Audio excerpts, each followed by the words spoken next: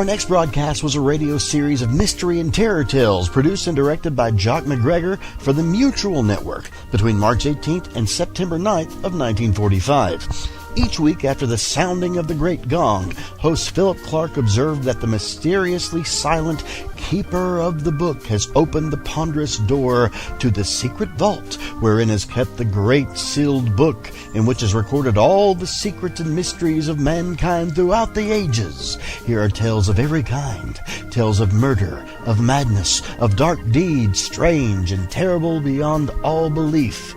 We present to you The Sealed Book on HOJO Radio.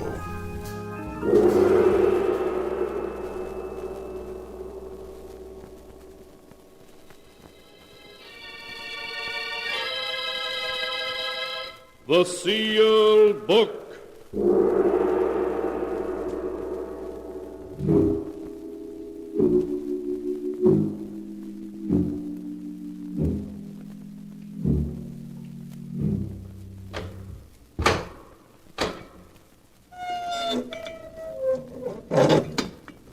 Once again, the keeper of the book has opened the ponderous door to the secret vault, wherein is kept the great sealed book, in which is recorded all the secrets and mysteries of mankind through the ages. Here are tales of every kind, tales of murder, of madness, of dark deeds, strange and terrible beyond all belief. Keeper of the book, I would know what tale we tell this time. Open the great book and let us read. Slowly, the great book opens.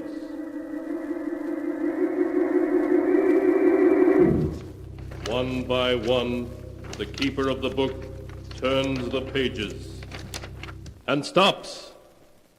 Ah, the strange story of a man who hated his wife because she loved him too much, with a love that even death could not extinguish.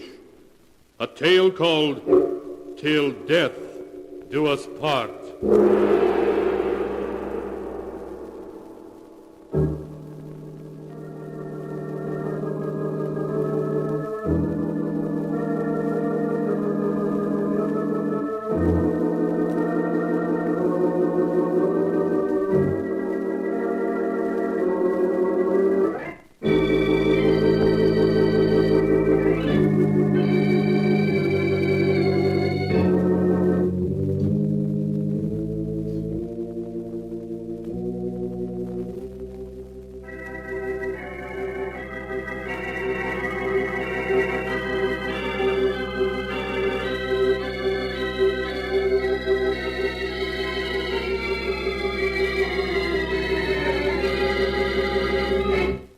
Here is the tale, Till Death Do Us Part, as it is written in the sealed book. The story begins in the pleasant suburban home of Chris and Blanche Werby. It is late at night, and the moonlight shining through the window shows Chris Werby tossing and turning in his sleep, suffering from a nightmare about his wife.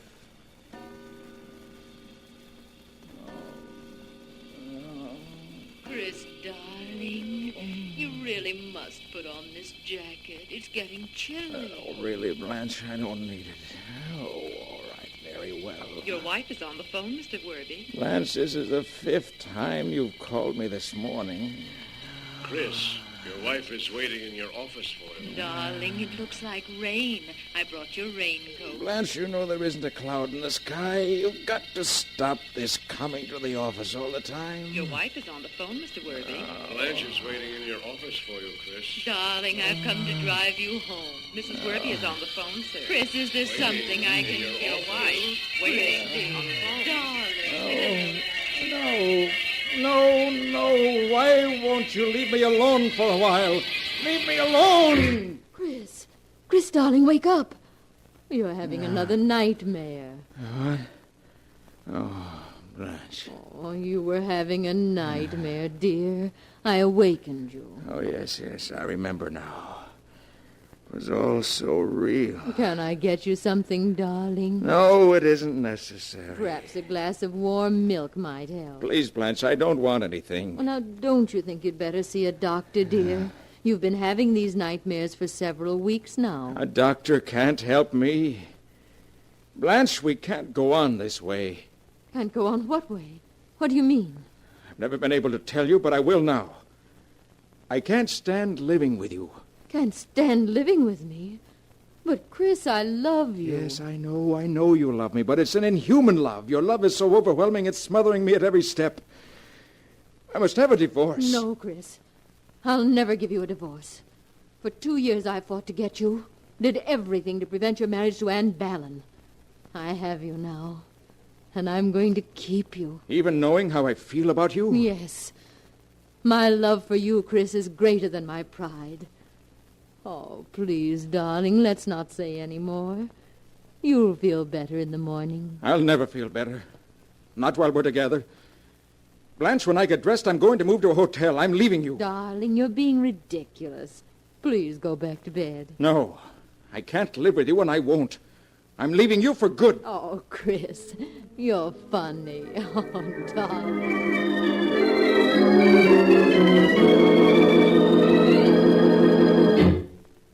Your wife is outside, Chris, waiting to see you. Oh, no, not again. I'm afraid so, Chris. I can't go on this way. Day after day, she phones every hour, comes down here to see me. Well, now, perhaps you'd better see her, Chris. Maybe you can reach an amicable agreement with her. No, not with Blanche. Martin, there's only one way out for me. I must leave town, disappear. Leave town? What's your business? That doesn't matter now. Nothing matters but to be free. I'm leaving the running of the business in your hands. Yes, but where are you going? I haven't decided yet. All I know is it's going to be someplace far away. Someplace where even Blanche can't find me.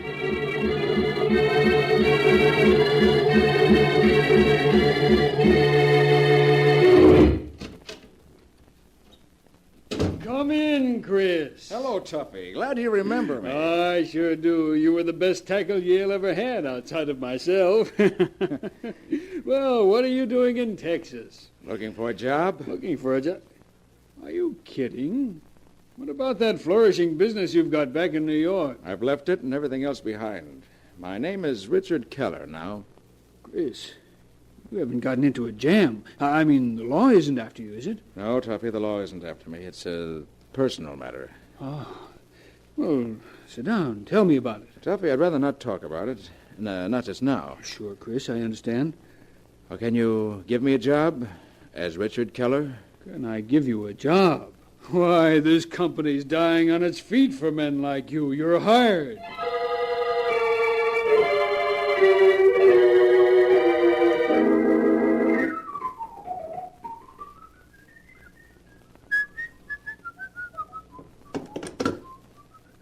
Oh, this is room 313. Will you send up a waiter, please? Oh, and the morning paper. Thank you. Well, it's fast service. Come in. Hello, darling. Blanche. Yes, darling. How are you? I changed my name. I traveled all over the West before coming here. Never told anyone where I was. How did you find me? Well, I love you, Chris. No matter where you went or how far it was, I'd find you. What do you want? Well, I want you to come home. No, never. Not coming back, and that's final. But, Chris, I'm your wife, and I love you. Oh, just give me another chance, darling. I'll do whatever you want me to if you'll only come home. No, it'll just be the same thing all over again. No, it won't, dear. I'll change. Really, I will. Do you remember you're objecting to my calling you every hour at the office? Well, I promise I won't anymore. You mean that? Yes, Chris, I do. Won't you please come home? All right. We'll have another try at it. But this is the last time. Oh, Chris, you'll never regret it.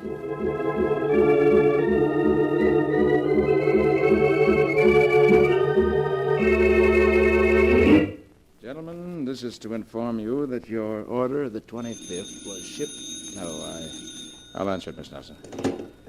Hello? Hello, darling. How are you? Blanche. Oh, just a minute. That'll be all, Miss Nelson. We'll finish the letter later. Yes, Mr. Werby.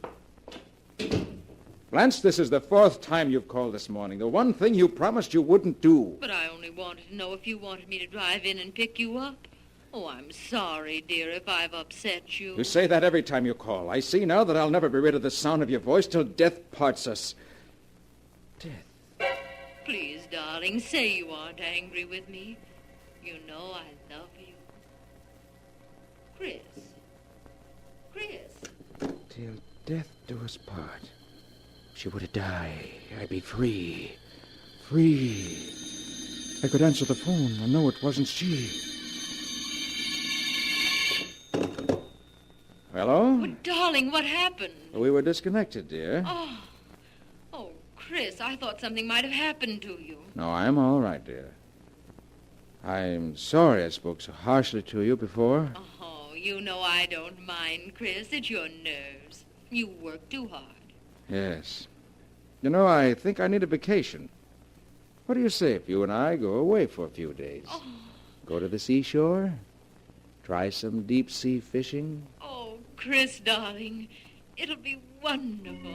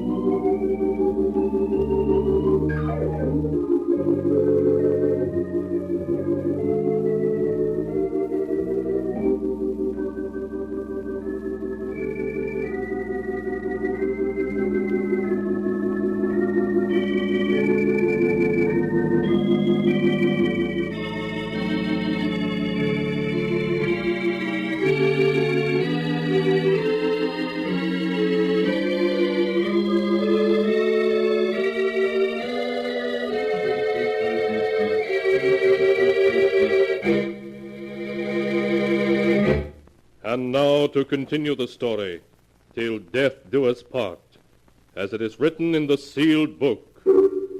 Having made his plans with care, Chris Werby has taken his wife Blanche to the seashore for a holiday. And in a rented motorboat with fishing tackle spread about them, they are now far out from shore, just Chris and Blanche.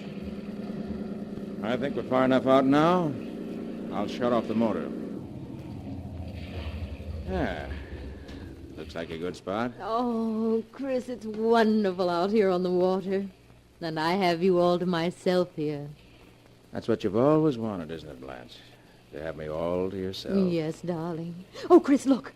There's smoke coming out of the engine hatch. The boat is on fire. Yes, you're right. Flames are shooting out of the hatch. The whole boat is catching fire.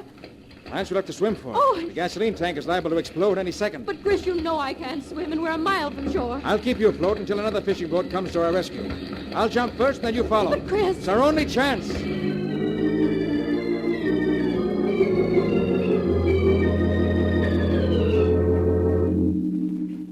Chris, I'm frightened. Someone on shore must have heard the explosion and seen the smoke. Why don't some boats come? No boats are going to come for you, darling. Chris, what are you saying? When the boats do arrive, they're only going to find me. Chris, you wouldn't let me drown. Oh, wouldn't I? I tried to reason with you. And when that didn't work, I ran away. Oh. But you wouldn't let me alone. Well, this is the only way I'll ever be free of you. You can't do it, Chris. You can't. I love you. It's the only way I can get rid of you, so we're parting now, forever. Oh. This time you won't follow me. I won't let you go. I won't. But you will. No. I'll break that grip. You've been a millstone around my neck long enough. There. Chris, don't let me drown. Save me. This is the end, do you hear? I'm free. I'll never leave you. I'll live.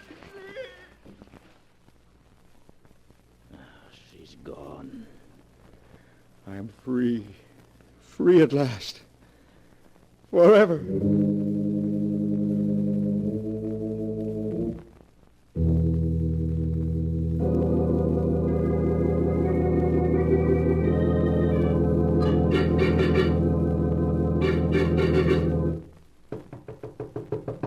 Come in. Excuse me, Chris, but there's a Miss Ballon to see you. Miss Ballon. Ann Ballon? Yes. Oh, show her in. All right. Ann. Chris. Ann, it's wonderful seeing you again. Oh, it's been 5 years. 6? You left Owensville in 1938. 6 years. Good deals happened in that time. Yes. Oh, I've just learned that you lost Blanche a year ago, Chris. I want you to know how sorry I am. Oh, thank you, Ann. But tell me, how's everyone in Owensville? Well, you might have paid us a visit. Owensville is still only 100 miles away. Well, I've always meant to return for a visit, but after the way I broke our engagement and married Blanche, I was afraid you'd Oh, feel... Chris, you mustn't feel that way. I got over that long ago. Well, how long are you in town for? I'll have you know I am now a resident of this fair metropolis, as of yesterday. I have a job here. Oh, Ann, it's wonderful. You may not know it, but you're going to see a good deal of me. In fact, don't be surprised if I propose to you again. Mighty soon.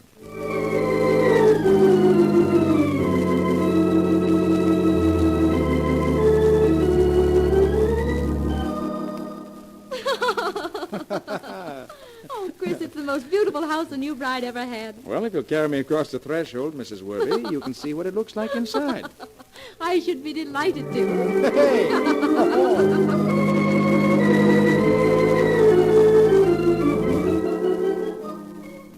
Oh, Chris, it's a lovely present.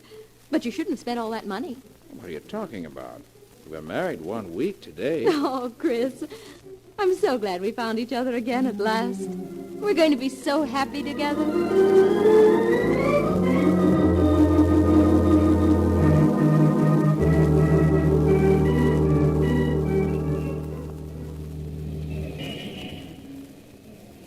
Chris? Why, Chris Worby. Why, Sidney Rand. I thought I recognized you. How are you, Chris? Why, I haven't seen you since you left Owensville. Good to see you, Sidney. How are the folks back home? Oh, fine, just fine. I suppose you heard about Ann Ballon. What can you tell me about Ann Ballon that I don't already know? Well, I guess this will come as a shock to you, Chris, seeing you were engaged to her once. Ann died last month. What did you say? Ann Ballon died a month ago. Why, that's impossible, Sidney. You're wrong. Chris, I wouldn't joke about a thing like that. I was at the funeral myself with Sam Morris. But that couldn't be. Oh, it all happened so sudden. They never did find out what it was she died from. It certainly was a shock. Anne was so young and beautiful. Now she's dead. It couldn't be. It couldn't be. Chris, what's the matter with you? Chris, why are you so... Dead a month. But Anne came to New York just a month ago. And she married me. She's alive, beautiful, everything I've ever wanted. Oh, Sidney's wrong. They buried someone else, another Ann Ballon. Yes, that must be it. Anne's home, waiting for me, waiting for me.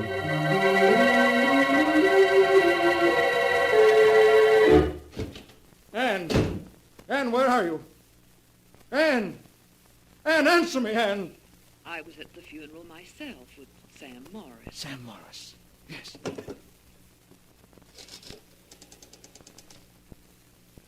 Operator, I want to put in a long-distance call to Owensville, Pennsylvania. I'd like to speak to Sam Morris. I don't know his number, but...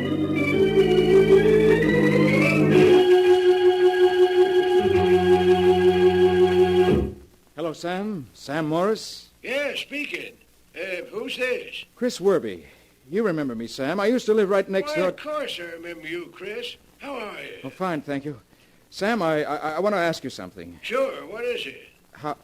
How's Ann Ballon? Ann Ballon? Yes.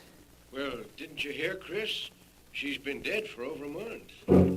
Are you sure? Am I sure? I was at her funeral. But Sam, couldn't they have buried someone else by mistake? Well, hardly, Chris. I saw her in the coffin just before they laid her away in the family plot. Chris! Chris! Are you there? Couldn't be, Anne. They laid away. It couldn't be. There's someone else lying in the Ballon plot. Must be someone else. Must be. I'll drive out there now. I'll find out who it is.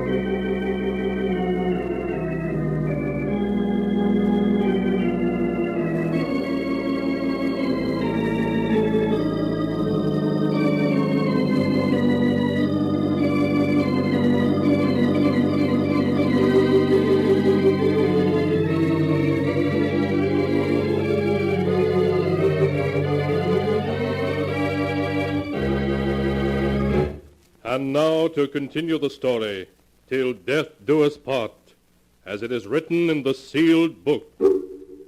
After driving frantically for hours, Chris has reached Owensville, his hometown, and on the outskirts of town at the entrance to the ancient cemetery, he is arguing with the old caretaker, who has come to the door in nightshirt and trousers. But I tell you, I have to know tonight. Can't you understand? I only want to know if a girl by the name of Ann Ballin is buried here. Look, mister, it's almost midnight. I can't go looking through any records now. You'll have to come back in the morning. Please. I'll give you $20 if you look it up for me now. $20? All right, come in. Thank you. What'd you say that name was? Ann Ballin. Let's see. Yeah, here we are. B. And Ballin. Yeah. She's here.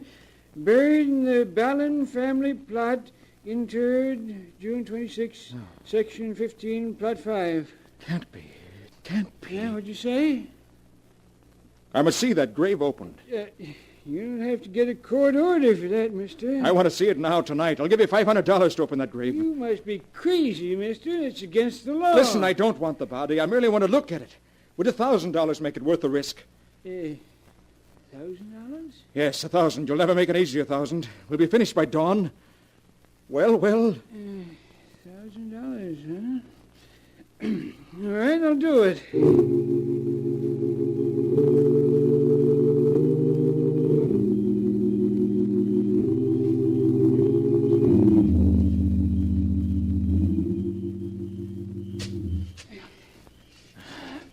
Can't have but a little more to dig. A few more shovels full.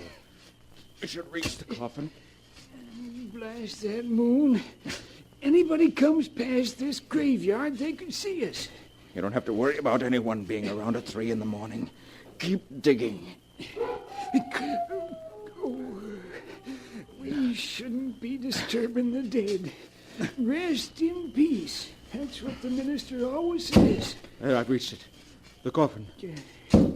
Quick, help me clear all this earth off it so I can open the lid. All right. Anything to get this over with. Hurry up. There, that's enough. All right, now hold up the lantern. I'll open it. All right. There you are. Now go ahead. There. It's unlocked. Well, what are you waiting for? Go ahead and open it. All right. Stand back a bit.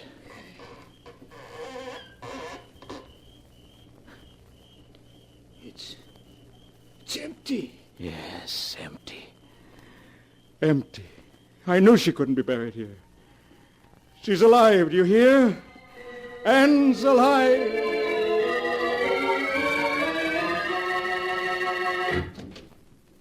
Anne! Anne, where are you? Here I am, Chris. Oh, Anne, it's good to feel you in my arms. Why, Chris, you act as though you never expected to see me again. Well, there was a moment when I thought I wouldn't. You remember Sidney Rand, don't you? Sidney Rand? Why, yes, of course. Well, last evening as I was coming out of my office building, I bumped into her. And she started telling me all the news of Owensville. And then she told me that you'd been dead a month. That I'd been dead a month. Yes. But when I got home, you weren't here. Well, darling, it was only my running out of gas that kept me from being home when you arrived. Well, I should have known it was something like that.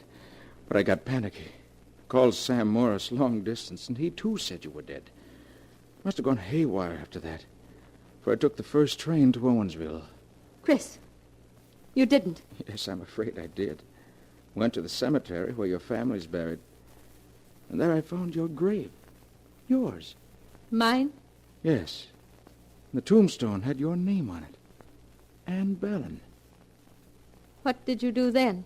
I paid the caretaker to help me dig up the coffin. And when we opened it, we found it empty.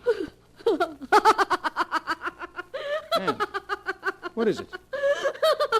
Why are you laughing like that? Anne! Chris, Anne Ballin is dead. Anne, you don't know what you're saying. You're Anne Ballin. No, Chris, I'm not. Look deeply into my eyes, darling. Don't you recognize me? Recognize you? Yes.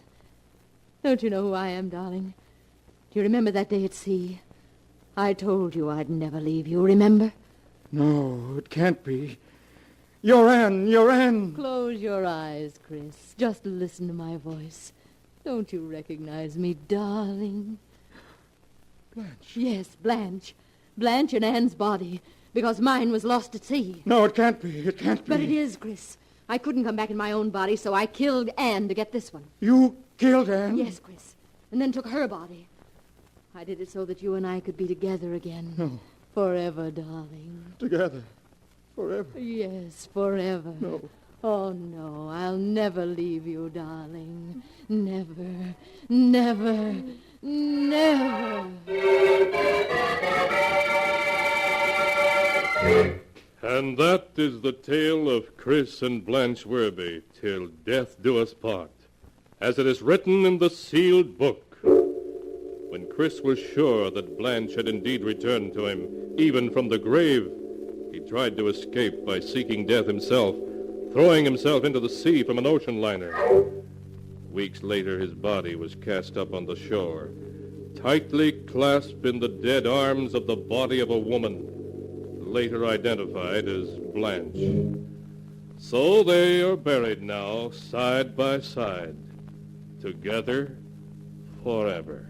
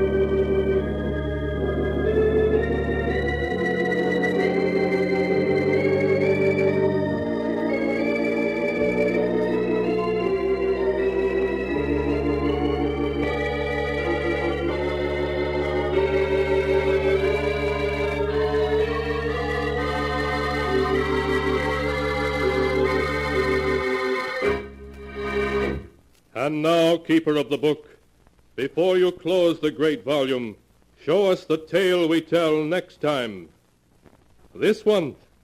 Yes, the amazing story of a man who stole millions, and then found he had to steal himself a new face so he could protect those millions, but who discovered that his new face brought with it murder and sudden death. A tale titled The Man with the Stolen Face.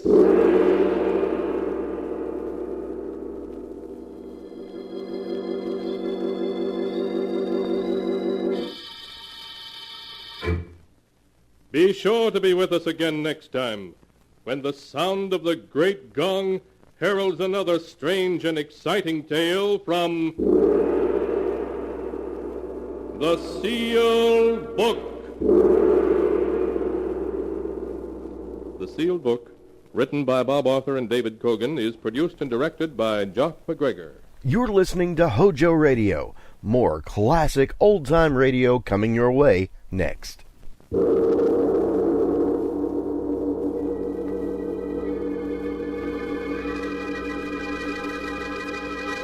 The Sealed Book.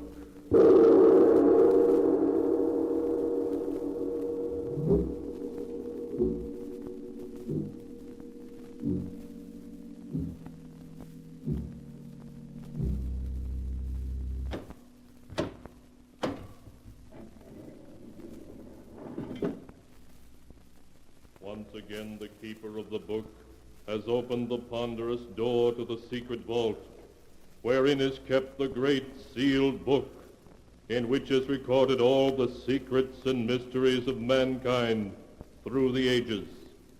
Here are tales of every kind, tales of murder, of madness, of dark deeds, strange and terrible beyond all belief. Keeper of the book, I would know what tale we tell this time. Open the great book and let us read. Slowly, the great book opens. One by one, the keeper of the book turns the pages and stops. Ah, the strange story of a wealthy man who, to enjoy the fortune he had stolen, wove a web of death around those who stood in his way. A tale titled The Man with the Stolen Face.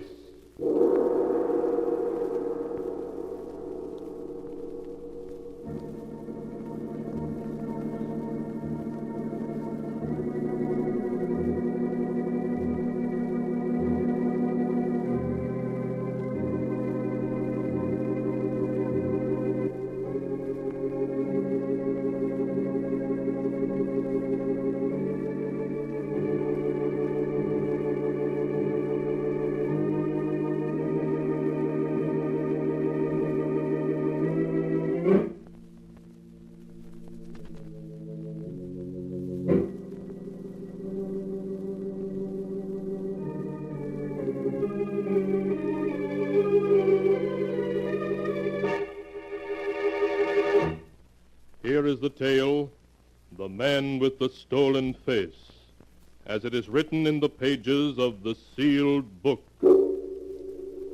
Our story begins in the large, richly furnished office of John Harrington, famous financier. It is late afternoon, and Harrington is speaking to Matthew Briggs, his very confidential secretary. Well, Matt, this is it. I swore I was going to retire when I had $20 million, and now I have it. I worked hard, and now I'm going to play hard. And do your plans include me still? No, of course they do, Matt. I couldn't get along without you. I see. Yes, I suppose you still need someone to do your dirty work for you. Why, Matt, what a thing to say. Now, where would you be if you hadn't hooked up with me? Executed and buried these 14 years, that's where. I know. You don't need to remind me. Because after all, you did kill that man, Matt. Killed him in cold blood. No, you and I belong together. You could send me to jail, but I still have carefully locked in my lawyer's safe all the evidence necessary to send you to the gallows. Yes, I know. Now, why don't you run along to the apartment? I think I'll sit and smoke one last cigar here in my office. All right. I'll see you later. Poor Matt, how he hates me. There isn't a thing he dares do about it. Well, I suppose a lot of people hate me, but I'm not going to let that worry me any. Now is the time for me to enjoy myself, and I'm going to. Fun. That's my program from now on. Too bad that program will have to be canceled, Harrington. Who are you? I'm Jeremiah Cole, Harrington. You don't recognize the name, I see. Why should I? I never heard of you before in my life. I dare say not. But you've heard of my father, Nathan Cole. Oh. He gave you your first job 20 years ago. Well, what of it? I don't suppose you've forgotten that you got your start by cheating him out of his business. I did nothing illegal. You ruined my father after he'd befriended you and he died of a broken heart. I've spent 20 years trapping you, and now I'm ready to pull the noose tight. You're crazy. There isn't a man alive who has anything on me. I have. San Quentin. San Quentin? What are you talking about? When you were 19, a year before you came to the city and Dad gave you a job, you escaped from San Quentin, and you killed a guard doing it. Nonsense. You're crazy. Believe me, I can prove it. I've spent almost 20 years getting ready for just this moment. What do you want? I want $20 million. You can't be serious. Why, that's every cent I have in the world. You ruined my father, and I intend to ruin you. Turn over to me your entire fortune, and I'll consider that punishment enough. No, I won't do it. I have 2 detectives waiting now in the outer office. Do you want me to call them in? No, wait. All right. I'll do it. I'll give you everything. I thought that would be your decision. Very well. Just sign this paper. And then you... What are you doing? Take your hands off my throat. You fool. You think I'm the man to give up that easy? I'll show you. Yes, I have $20 million, and nobody's going to take them away from me. Nobody.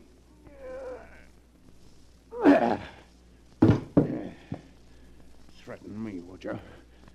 That's what happens to men who threaten John Harrington. Now I've got to get your body out of sight. Yes, of course, the vault. I haven't locked it yet. Plenty of room in it for a dead blackmailer.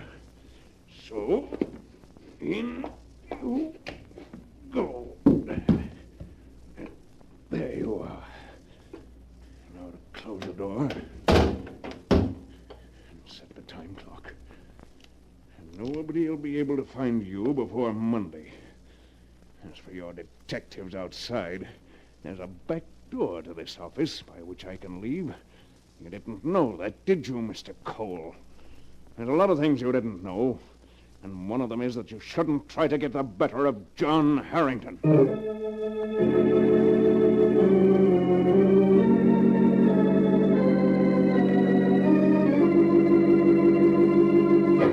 So John Harrington slipped away by means of the back door, and once safely outside, telephoned Briggs, giving Briggs instructions to meet him at his mountain lodge that night, with all the money and securities he could put his hands on.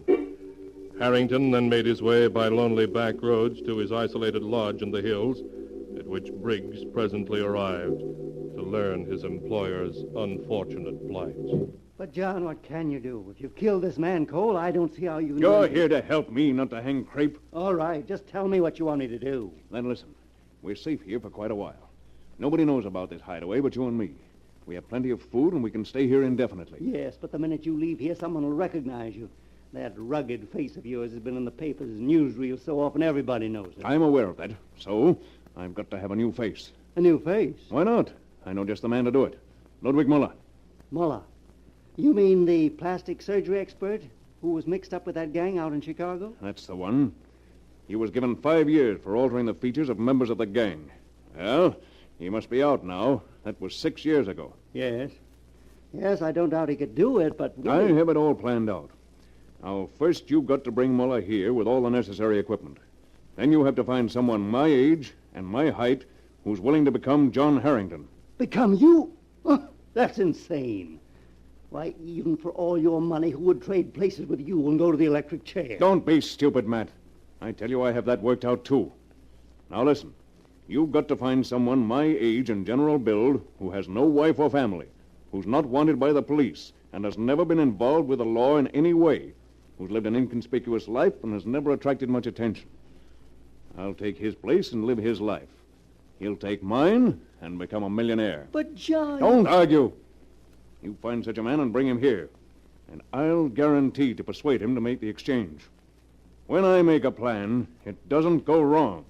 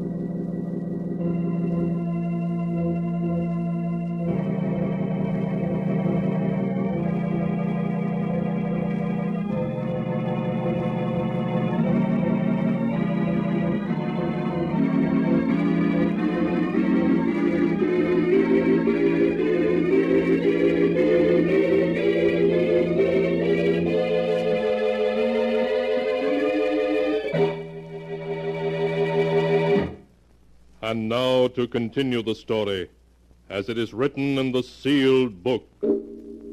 A week passed, then a second, and a third. Then late one evening, Briggs returned.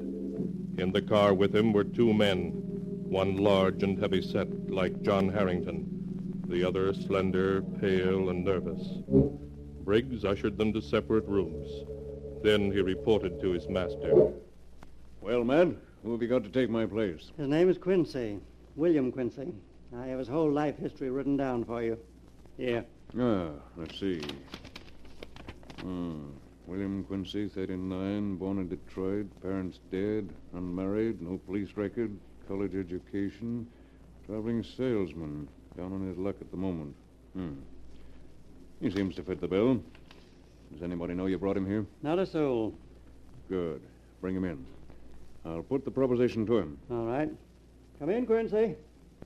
John, this is William Quincy. Hello, Quincy. Sit down. Holy smoke, you're John Harrington. That's right. Now sit down, have a cigar, and we'll get down to cases. Quincy, what would you do for $1 million? $1 million? I'm ready to pay that much money for someone who'll spend 10 years, maybe less, in jail in my place. What kind of a trick are you trying to pull? Briggs told me you're wanted for 2 murders. I'm not trying to pull any trick. I'm innocent of the California murder, and the worst I could get for killing that fellow in my office is manslaughter. He was a blackmailer, and I lost my temper. Well, is it a deal? For $1 million? Yes.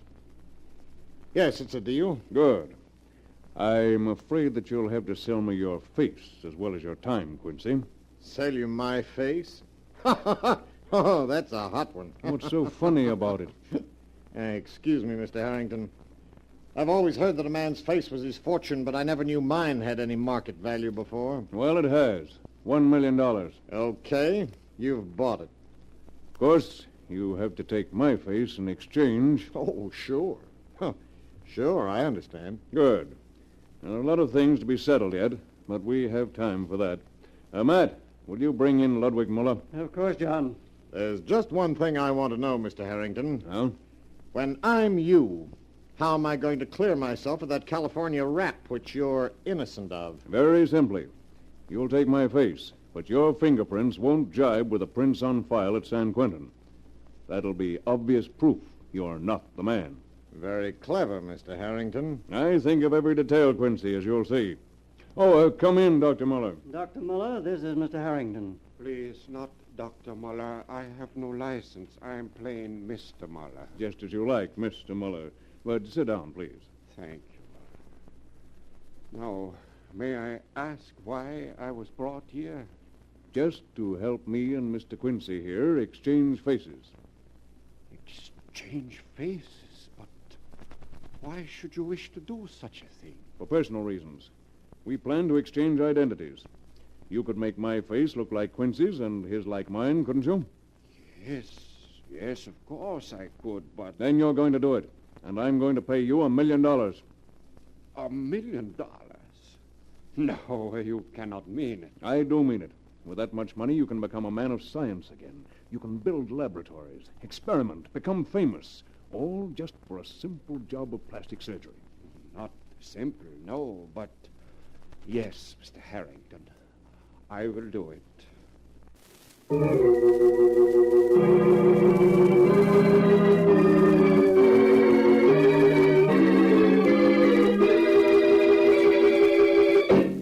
Muller began work upon the two men. Day after day he worked, patiently with skilled fingers, changing their features, making the face of one into the face of the other. It was a long and difficult job, but as the time for the removal of the final bandages came closer, John Harrington was in excellent spirits. Well, Quincy, do you feel ready to take over the role of John Harrington, millionaire? Any time. I've practiced your walk, your signature. I even know what you like to eat. What are you going to do after you become William Quincy, Esquire? I don't suppose you'll be going back to my old hometown, Detroit, will you? No, I hadn't planned to. Well, take a tip from me. Don't. What do you mean? Why not? Well, there are people there who don't like me.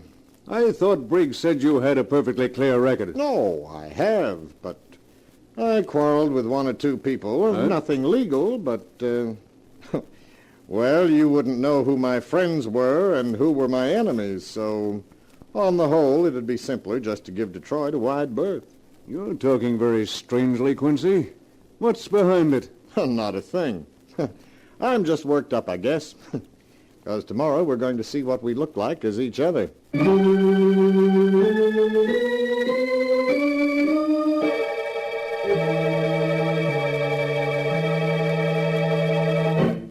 The next day, Ludwig Muller removed the bandages from their faces and from Harrington's hands. And when he held mirrors for them to see themselves...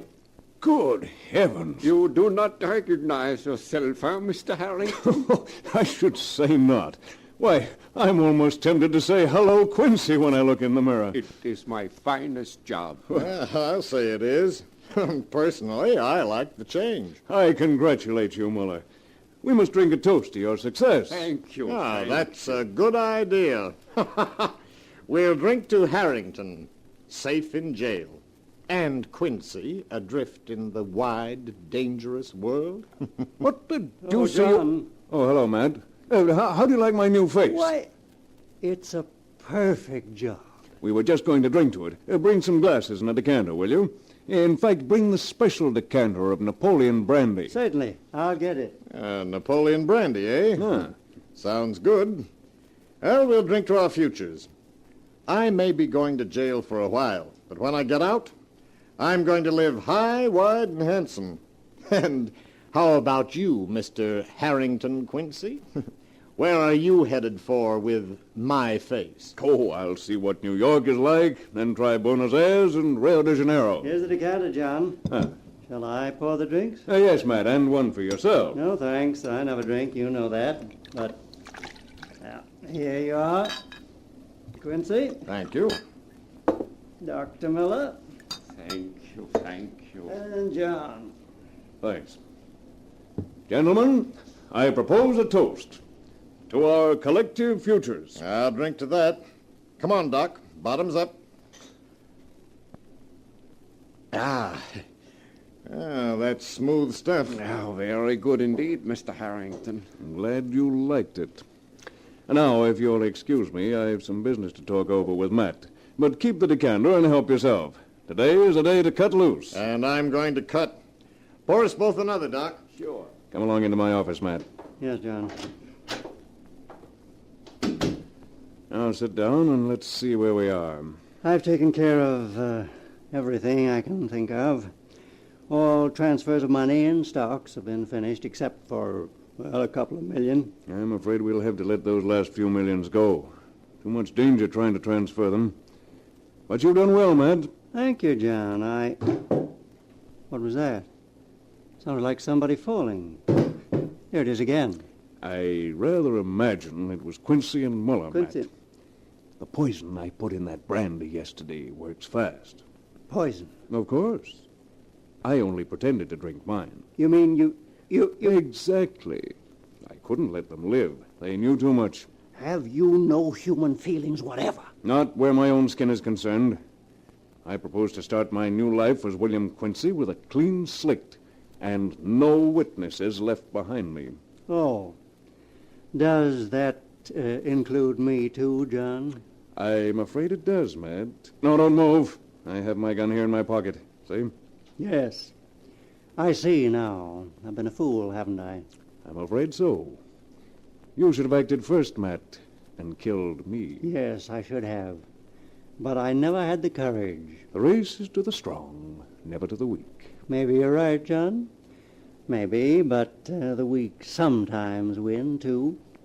This is a joke on me and on Quincy, but it's a joke on you, too, John, because...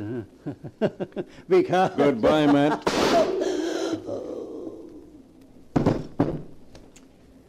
Yeah, that's that. When the police find you, Matt, together with my body, the story of John Harrington will be over for good and all. But the story of William Quincy, footloose and fancy-free, is just beginning.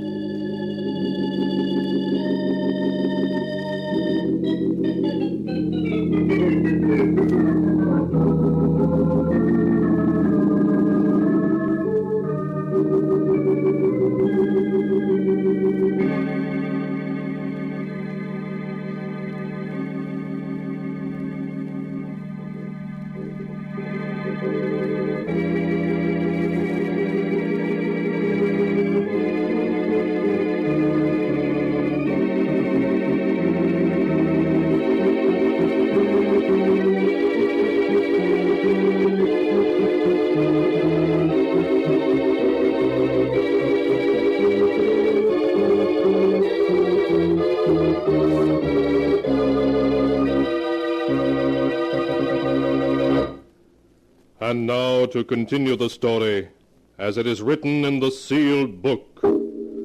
A day later, John Harrington slipped away from the mountain hideout, leaving death in sole possession. He had no qualms and no fears. His new face was that of another man, and he became the other man. As William Quincy, he reached New York and went to the hotel where Matt Briggs had made a reservation for him by mail. Yes, sir. Can I help you? My name's Quincy, William Quincy. You're holding a suite for me. Oh, yes, sir. 17E. If you'll just register. Certainly. And here's a letter we've been holding for you, Mr. Quincy. A letter? Thank you. Oh, it's in Matt's handwriting. And there were two gentlemen asking for you yesterday. Two gentlemen? Yes, sir. What did you tell them? That you hadn't checked in yet, sir. If they ask for me again, tell them I've canceled my reservations. I'm here for a vacation, and I don't want to be disturbed by anyone.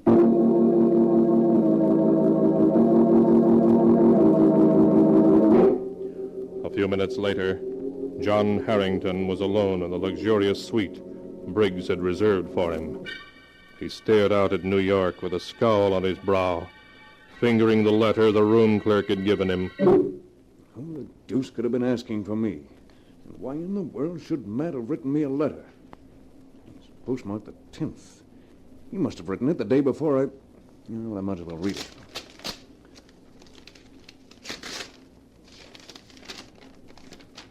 Dear John, you'll get this letter when you reach New York. By then you will be William Quincy for good and all, and Quincy will be John Harrington. I've talked with him, and he has agreed as his first act to ask your lawyer for the evidence you've been holding over my head all these years. He will destroy it.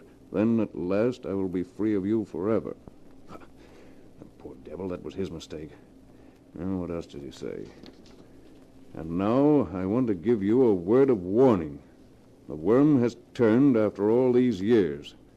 I have outsmarted you at last with your own help. What in thunder does he mean?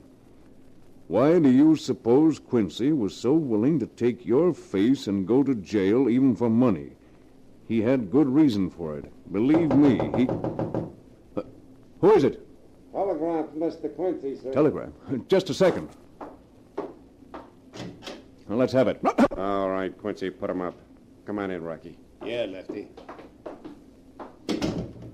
Well, Quincy, old pal, you don't seem very glad to see us. What's the meaning of this? Who are you and what do you want? Steady, Quincy. My trigger finger's itchy. Back up a little. That's better. Who are you? What do you want? Why, we want you, Quincy. You ought to know that. I don't know who you are or why you're here, but you're making a mistake. Listen to him, Rocky. He's forgotten his old pals Lefty and Rocky. I tell you, I never saw you before in my life. You mean you've forgotten all about it, Detroit, Quincy? How you double-crossed the boss and my kid brother 6 months ago and got them both bumped off by the cops? Well, ain't that forgetful of you? No, you're wrong. You got the wrong William Quincy. Hey, Lefty, you don't suppose this could be the wrong guy, do you? Ah, what makes you say that? You nuts? No, but, well, it's just that this guy's voice don't sound like the way I remember Quincy's voice did. That's right. I'm not the Quincy, you know. Never mind the voice, Rocky. Look at the face. Could there be two guys in a world with a puss like that? But I tell you, I'm just trying to stall. Let him have it. No, please. I'll give you $1 million.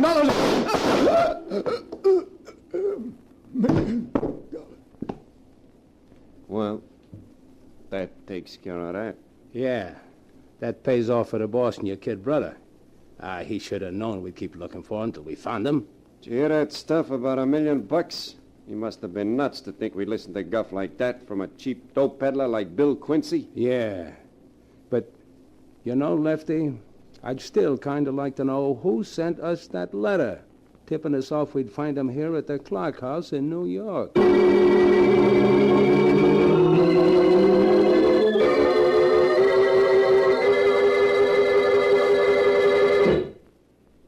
And so ends the tale, The Man with the Stolen Face, as it is written in the sealed book. The plot, which John Harrington had so cleverly contrived to change his identity, led him to his doom at the hands of William Quincy's enemies. Twisted indeed are the strands of fate in which destiny entangles mere mortals.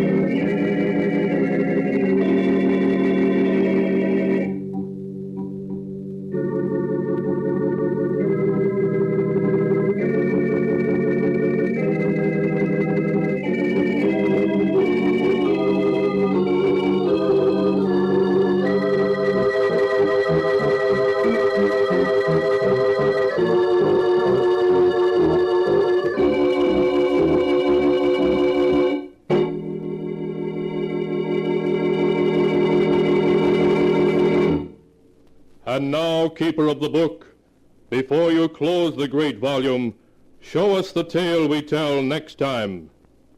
This one, ah yes, the tale of a handsome and mysterious man who had a strange power over people and who caused heartbreak and ruin wherever he went. A tale titled, My Beloved Must Die.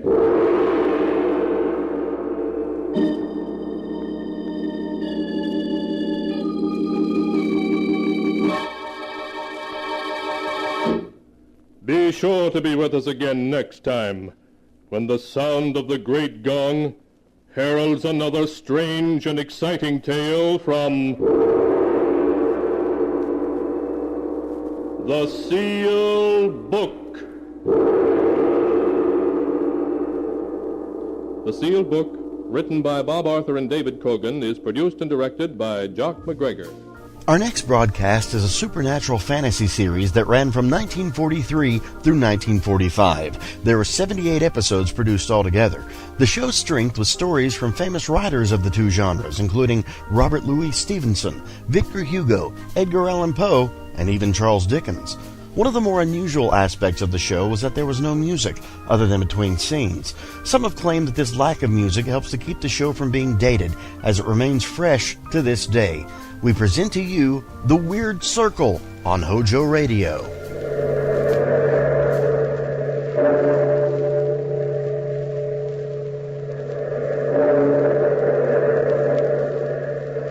Out of the past, phantoms of a world gone by speak again the immortal tale, The Strange Judgment.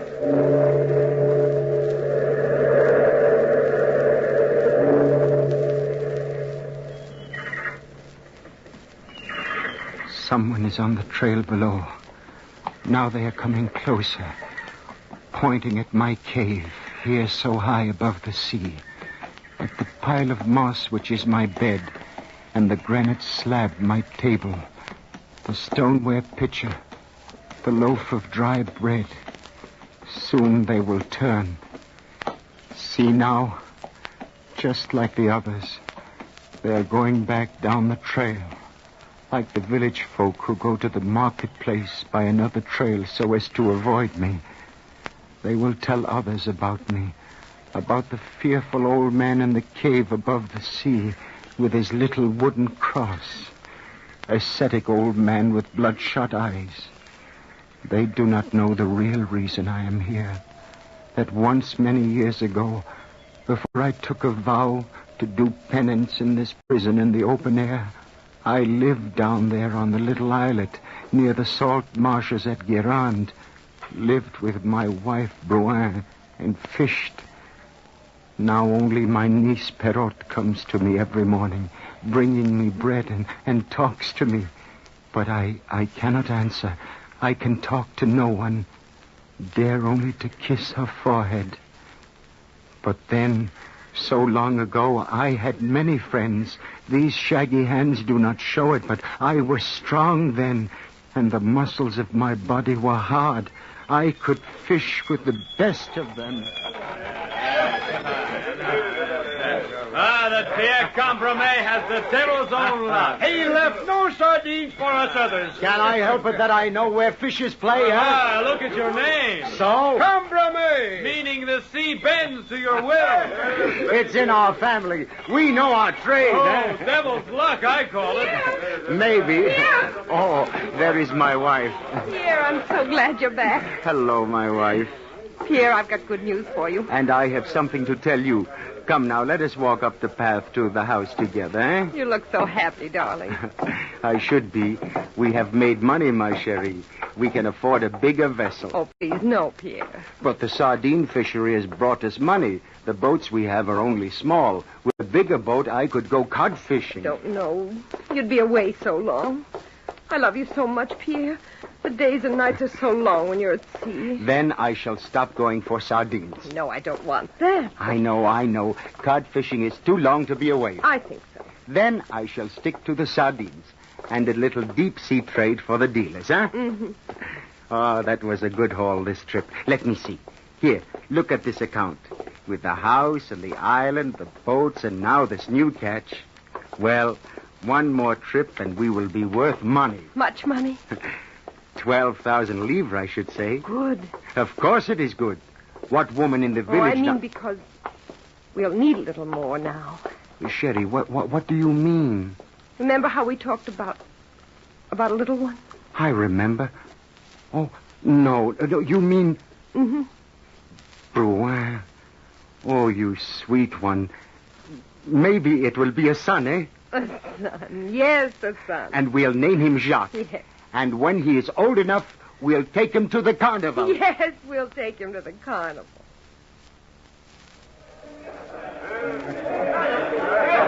That is enough candy for today, Jacques. No, Papa. I want that peppermint No, Jacques. Let him have it, Papa. Bruin, you are spoiling your boy. Here, please. Let me have half a dozen peppermint sticks. That ought to satisfy.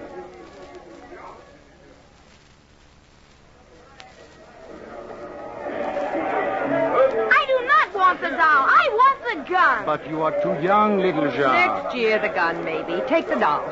No, I want the gun. I want the gun. You see, Bruin, he has a will of his own, that boy. Oh, I'll buy that gun there, please.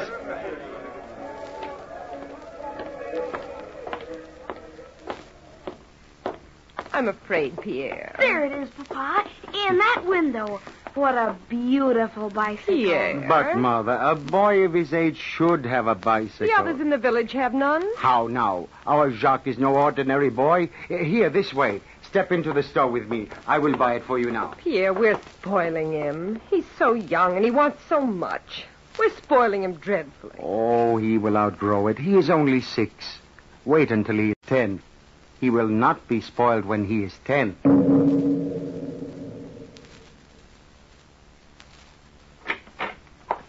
Where is Jacques? Upstairs. Oh, Jacques! I sent him upstairs. Why, Bruin? He's been fighting again. He all but killed Montre's son. Oh. Why do you weep, Bruin? They're saying in the village he put out Foucault's little girl's eye. Nonsense. In the village they will talk about anything.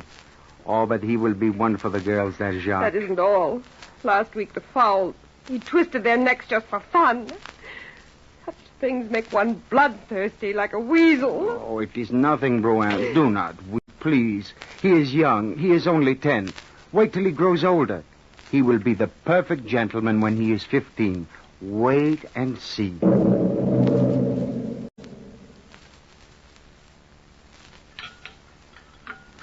Come on, sit down to supper, Pierre. Ah, the stew, it smells good. Pierre. Where is Jacques, eh? I don't know. Guérin, maybe, or Savenay. He's getting a little wild, Pierre. Oh, a boy of 15 needs to be active. It is natural. Pierre, remember the time you walked 20 leagues to repay a franc the dealer had overpaid you? Yeah, that was a walk, eh? Why isn't Jacques like that? I don't... You mean... Has our Jacques taken money? A little. I had a few coins in a jug in the cellar. Well, a young fellow needs money to carry on, I suppose. But that is not right. No, that is not right. Oh, he's still young. Maybe in a year or two he will be settled. Maybe he will not be so wild. Who knows? Maybe he will calm down.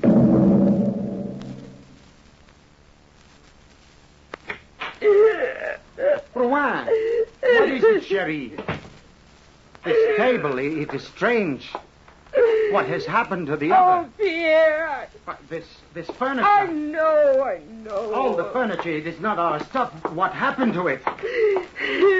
Bruin, what happened to our furniture? Look in the wardrobes, too, and in the closet. The linens, they are gone. The sheets, everything. Where has this chair come from? Neighbors, they loaned it to me. You have traded our furniture? No, Pierre, no. Then what has become of it? I tried to stop him. He wouldn't listen to me. Jacques, eh? He sold it. Didn't he? Answer me, Yes, Bruin. I tried to stop him, but I couldn't. Where did he go? To the cafe in town, I think. But it's late. He should be back soon. Oh, Pierre, what shall we do with him? I do not know. Imagine a youth of 17 selling his family's own furniture so that he may carouse in a cafe. Maybe he isn't really bad. Maybe he just needs someone to talk to him. Jacques, is that you? Yes, it's me. Where have you been, Jacques? At the cafe. It's your business to know. Your mother and I want to talk to you, Jacques. All right. Make it quick. Jacques, listen to your father now. Son, you are old enough to make your own way. You mean work? And what is so wrong in earning your bread with your hands, eh? Fishing. I cannot stand the smell. If one can handle the money that comes from fish, it is not too much to stand their smell, Jacques. Cambermays have always been men of the sea. It is not too much to ask of my son. Oh. Maybe it is better if I go away. Jacques. No, son, that is not what we meant. It's just that times are getting a little harder. There's your uncle's family to think of. Joseph's wife is sick, and the little girl, Perrot, needs a doctor's care. It all takes money. Well, let them pay their own way. Have a care, Jacques. It is true. He is my brother. One must be loyal to his kin, whatever. And I say I am closer than your brother. Charity begins at home. If you are giving any money, then why not give it to me? We're already half poor from all your carryings on. Oh, say nothing of that, Cherie. But all you are asking of him is to lend a hand with the fishing. To earn the bread he eats and the money he spends. Will you be quiet, woman? You have put my father up to this. Have a care, Jacques. You are talking to your mother. Well, if it had not been for her, nothing would have been said about the furniture. Meddling old woman. Silence! No! Pierre, don't you kill him! Get up, Jacques. His head is cut.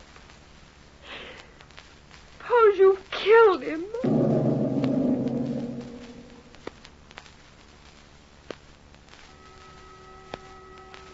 2 a.m. So late, and I'm so tired.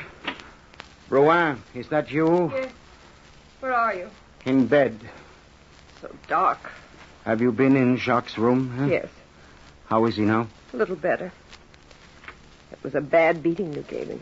He should not have spoken to you that way. Oh, I didn't mind, really. But it was unkind the way he spoke of Joseph and his family. Of little Perrot. How's the mother, by the way?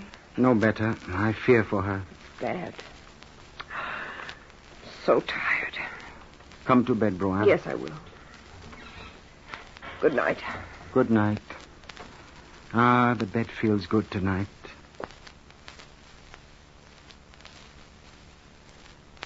Pierre. What is it? There's someone in the room. A thief. Who is it? Who is it, I Light say? the candle, Pierre. Yes. Over that way. There. Jacques! Jacques! Jacques, what are you doing here? Why aren't you in bed, son? Answer me, Jacques. What are you doing in this room? Here. What's that in his hand? Stay where you are. Both of you. It looks like... Hold the light higher, Pierre. Yes. It's a knife. Jacques, what are you doing with that knife? Stand back. Don't come near me. Put down that knife. You would murder us in our beds. Stand back, I warn you. Give me the knife, Jacques. You wouldn't dare stab your own mother. I'll stab anybody. Anybody. Do you hear? Anybody!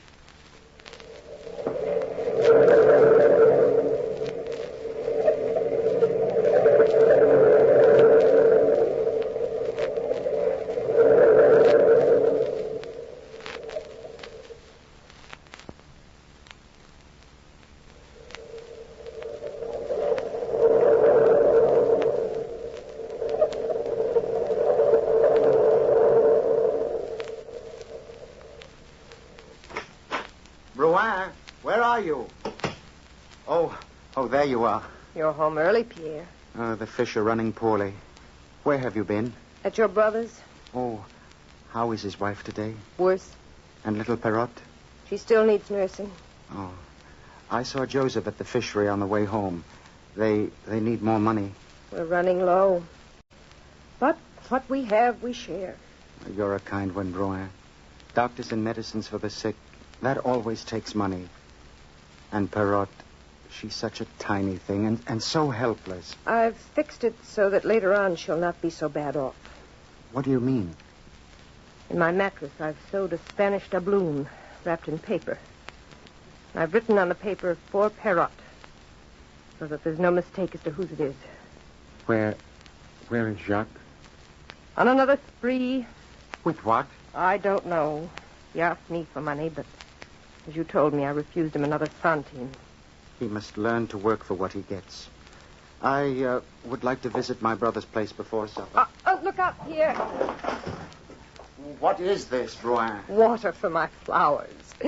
This dry spell, you know. But must it stand in the doorway? Go along to your brother's. Supper in an hour. Oh, wait. Who is that coming up the path? Look through the window. Oh, it's Father Gabot, the rector from Pirioc. I will let him in. I wonder why he comes now. Oh, good day, Father. Good day. I come with sad news, my friend. Sad news. Joseph's wife. The fever. It was too much for her. She passed away. Joseph will fish with me tomorrow. Sardines running any better? Not yet. A break in the weather would be good. For my garden, too. It will be harder taking Joseph on this way. We'll manage. If Jacques would only lend a hand. More hands are needed in hard times. Every little catch helps. As long as there are fish for you to catch, we'll eat. But a man needs meat now and again.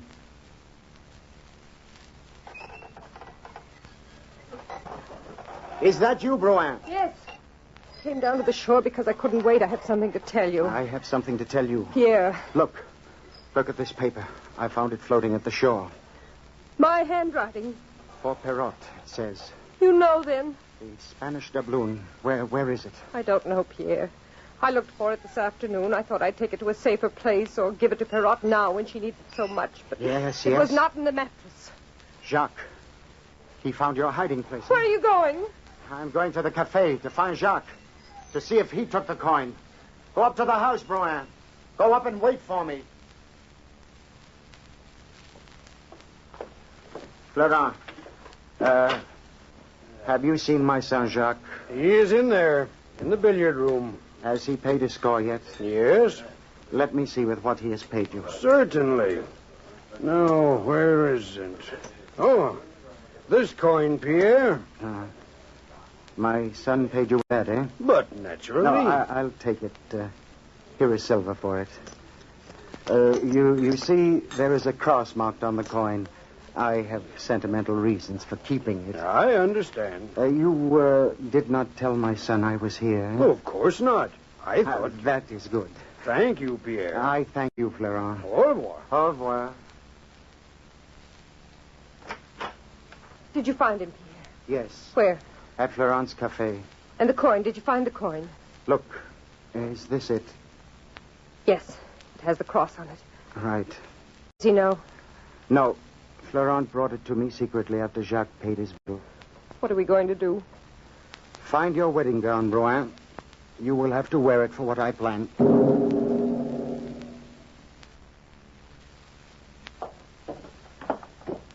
You look beautiful, Bruin, the day of our wedding when you wore that gown. To think now I must wear it for this.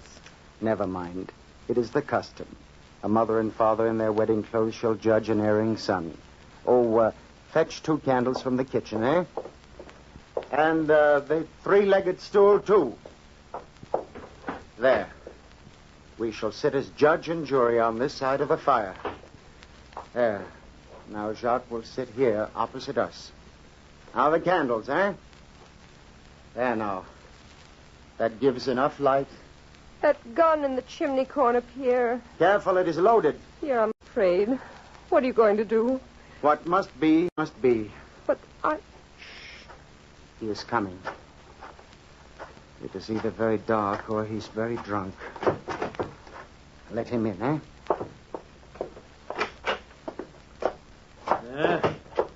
What's this? Is there going to be a wedding? Sit down, Jacques. Maybe this bucket of water will clear his head. No. Sit down, Leave me alone. Jacques. Sit down on the stool there. Well, do as your father says. What is this? You have sinned against your mother and father.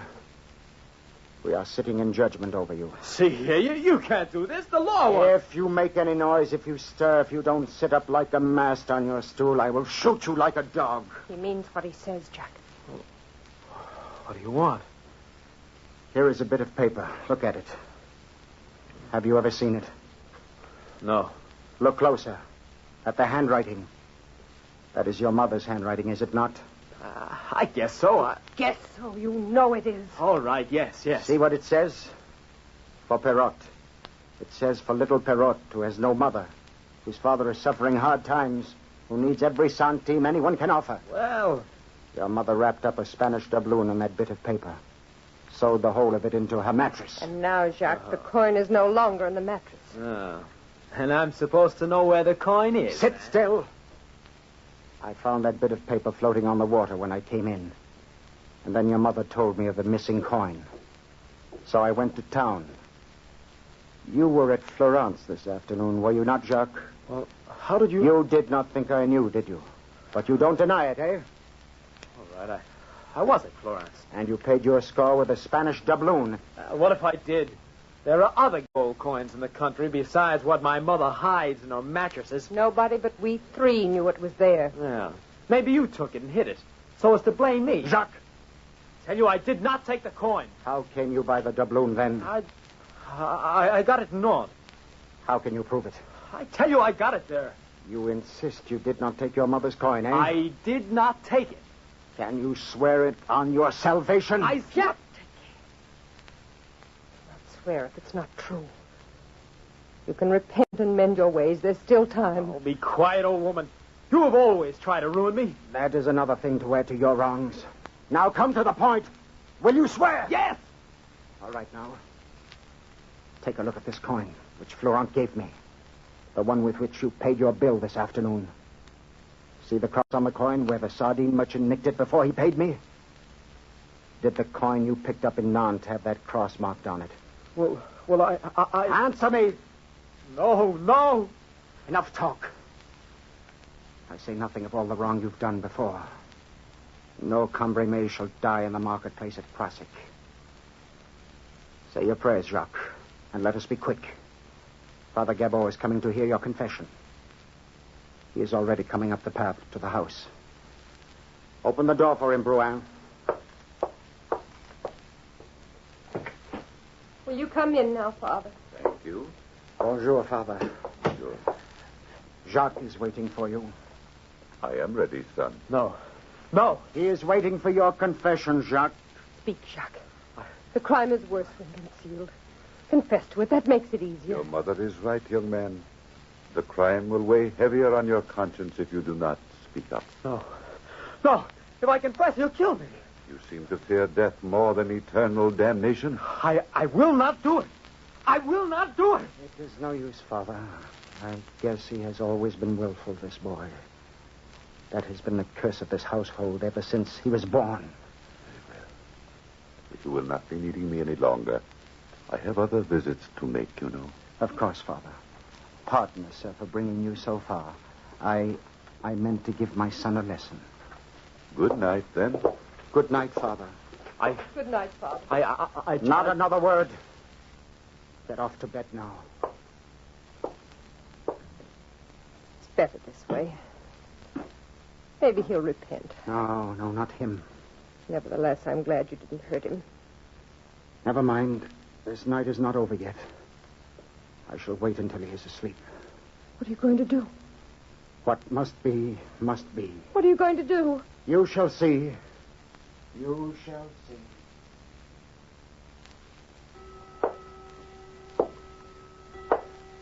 Who's there? That light, I can't see. Who is it?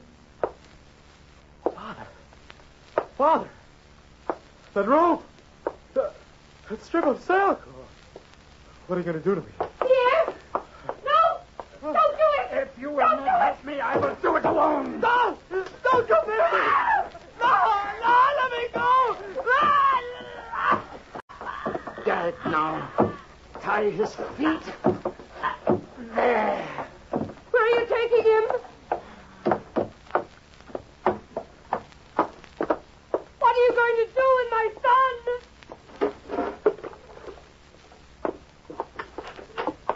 Pierre!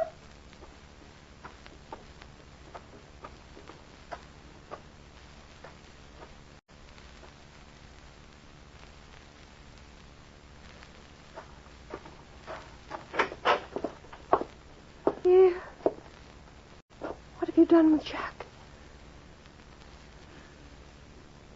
you got in your hand? It's Jacques' cap. Where is he?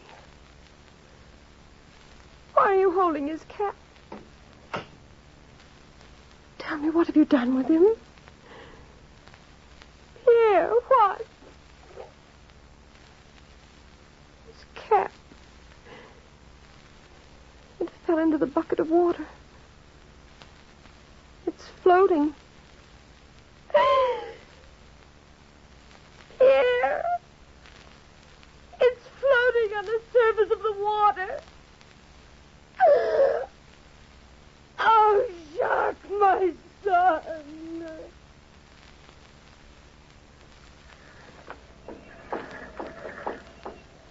It broke my poor wife's heart. She died within a week, and I was never the same. The thought of what I had done haunts me. I could not fish by day. I could not sleep by night. In the end, my conscience drove me to go to see a priest. He refused me absolution until I promised to tell my story to a justice, which I did. He sentenced me to this. And here I sit, a man under a vow, doomed to watch over the water, to talk with no one, sitting, watching, waiting.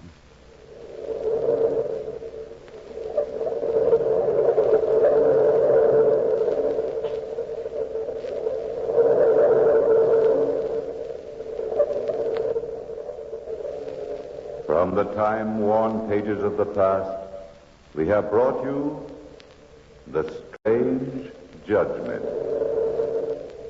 Bellkeeper, toll the bell.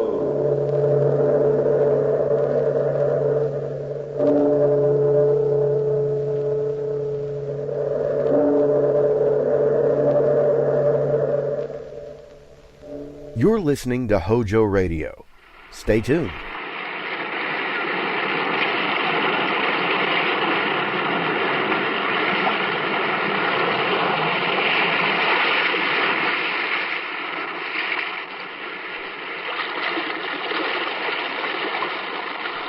The weird circle. In this cave by the restless sea, we are met to call from out of the past stories, strange and weird. Bellkeeper, toll the bell, so that all may know we are gathered again in the weird circle.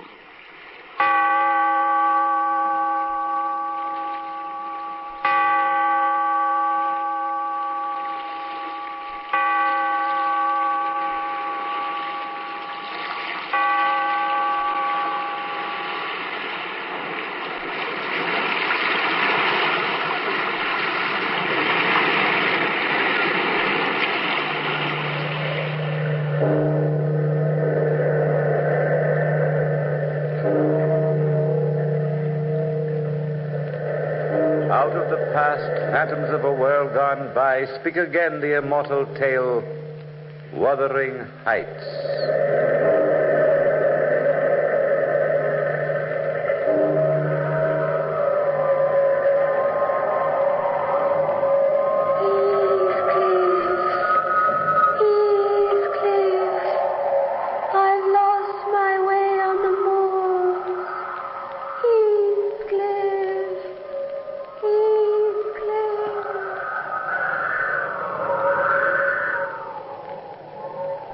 That night, walking in the blinding snow, I could swear I heard a voice in the wind. A high, lonesome voice, lamenting it was lost. The night was treacherous. I was numb with cold and cursed myself for having wandered so far on the moors. The air was like a million icicles pricking my face. It was hard to breathe. I turned and looked back. The snow had already hidden the road behind me. Panic and fear cut through me like a chill knife. I almost ran up the slope ahead. Then I stopped dead still and caught my breath. Against the gray horizon was a house set on a height, a shelter from the storm.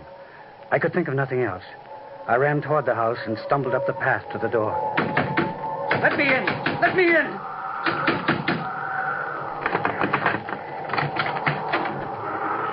What do you want? I've lost my way in the storm. I beg of you, sir, let me come in. We don't welcome strangers here. But I can't find my way back in the snow. Take the road you came. It's buried in drift. Please, sir, I beg of you. I don't allow a man to inconvenience me if I can hinder it. This night I have no choice. Come in.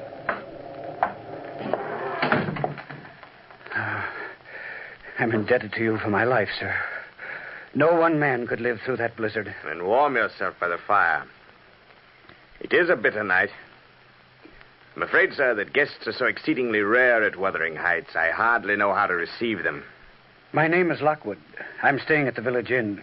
I had no idea the moors could lose a man so completely. There are more than men lost on the moors. Then I'm afraid I shall be weather-bound, unless you can spare me a guide. I'm sorry, I cannot. Are there no boys on your farm? None, sir. Will you take a glass of wine? It would be welcome indeed. There's no one at Wuthering Heights, save myself, its former master, and Ellen Dean, an old nurse. Then how shall I ever get back? There are landmarks. I can point them out to you. I'd be sore afraid to trust the darkness. Then I hope you've learned not to make such rash journeys on the hills. I don't keep accommodations for visitors. But, sir, you can't turn me out. I'd be grateful if you'd only allow me to stay here by the fire. No, there's no need for that. I couldn't permit anyone the range of the place while I'm asleep. Ellen! Will you have some more wine, sir? Then you'll allow me to stay? Till morning. And you can find your way alone. Yes, Mr. Heathcliff. Come in, Ellen, come in. This man is Mr. Lockwood. He's lost his way. We'll let him stay the night here. Yes, sir. Take your glass, sir. Wine helps take the chill from your bones. Light a fire for Mr. Lockwood, Ellen. I will, sir. Good night, then. Good night, Mr. Heathcliff. I'm grateful indeed. This way, sir. Up the stairs. The room was dusty and cold, and I stood for a time on the hearth warming myself. A naked branch of a frozen tree scraped against the window pane. I felt as if there were eyes somewhere in the dark corners of the chilly room, watching and waiting for some sign or hidden word unknown to me. Then I saw those dusty volumes on the window ledge, and 3 names scratched in the wood. Catherine Earnshaw, Catherine Heathcliff, Catherine Linton. One of the books was a musty testament written in a small feminine hand. I sat down on the bed, turning the diary to the candlelight, and began to read. It was Catherine Earnshaw's book. Today's my birthday, she had written. The saddest day of all. 17, just imagine. And how little did I dream the world could be so full of tears. Let me tell you how the sadness came. Heathcliff and I were on the moors today, laughing and singing all the while, till suddenly night began to creep out of the east. We ran over the hills toward home. Aye, and a wild slip of a girl you are, Kathy. And, Father, there were at least a dozen rabbits in the goose bushes. Think how many we could bring home if you'd only let Heathcliff have a gun. Whatever will we do with her, Ellen? I think she means no harm, Mr. Earnshaw. Oh, I'm an old man, Kathy. When I'm gone, it's your brother Hindley who'll be master of Wuthering Heights. Heathcliff, is that you who are sitting so sullen on the hearth? I'm Mr. Earnshaw. It is only the thought of you being ill that makes me sullen. Come here, my lad, beside my chair. What a ruffian you are. As wild as the wildest day on the moors. Have you grown fond of Wuthering Heights? Aye, Mr. Earnshaw. I have that. Do you recollect when I found you, a dirty imp, frightened and homeless, on the Liverpool streets? I was so little, sir. I remember little, too. Well, I recollect when I brought you home, and the chore you were, snarling and clawing like a little beast. Now you're a big lad. And I'm thinking it's the truth, Ellen tells me. You're very much fond of our Kathy. We understand one another, sir. Our natures are akin. Aye, Father, they are. Like 2 peas in a pod, I'm thinking. Well, 'tis good. 'Tis a curious world I'm leaving, but for a better one. Eh, Ellen? Oh, sir. Aye, for a better one. Sing me a little tune, Kathy. Sing your old father to sleep. And put your head back like a good man. There.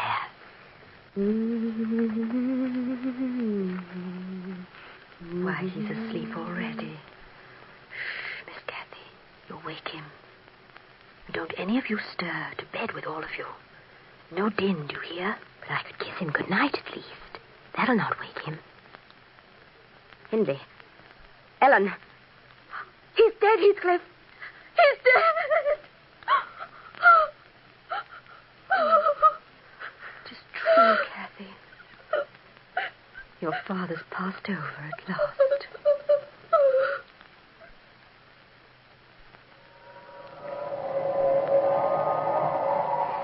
Heathcliff cried tonight till I thought his heart would break.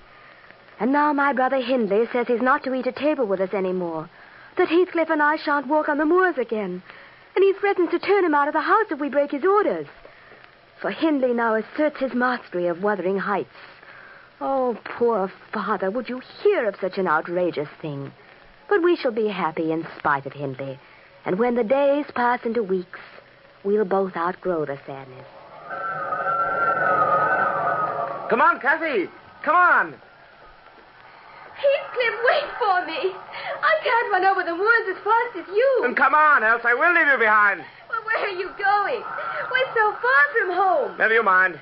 Curiosity killed a cat, remember? Oh, you and your silly sayings. Here, give me your hand. Let's walk a little. We've been running for hours. Heathcliff.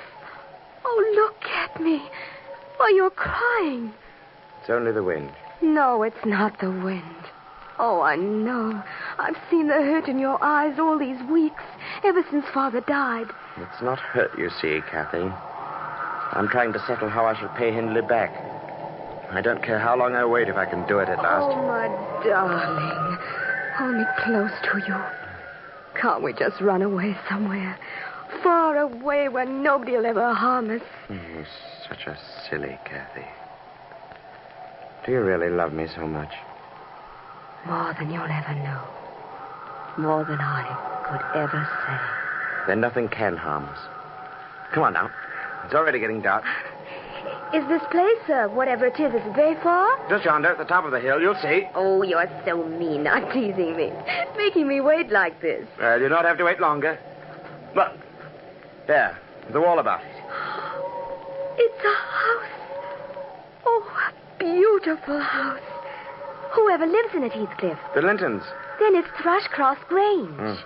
See that window with the flowers just underneath? Yes. That's the drawing room. We can sit there and look in on the Lintons and watch what they do on a Sunday. Come on. Look now. Your tears are gone.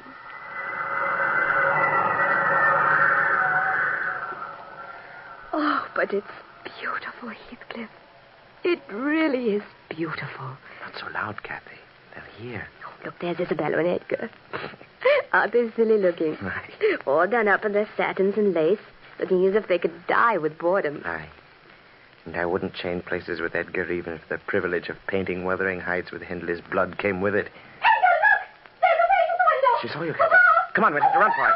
But Heathcliff, wait! The dog there, set the dog loose! Come on, we can beat him to the moors. Get him, Skulker, get him!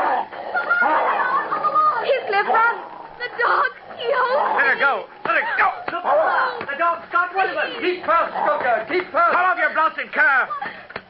It's a girl, Papa. So it is.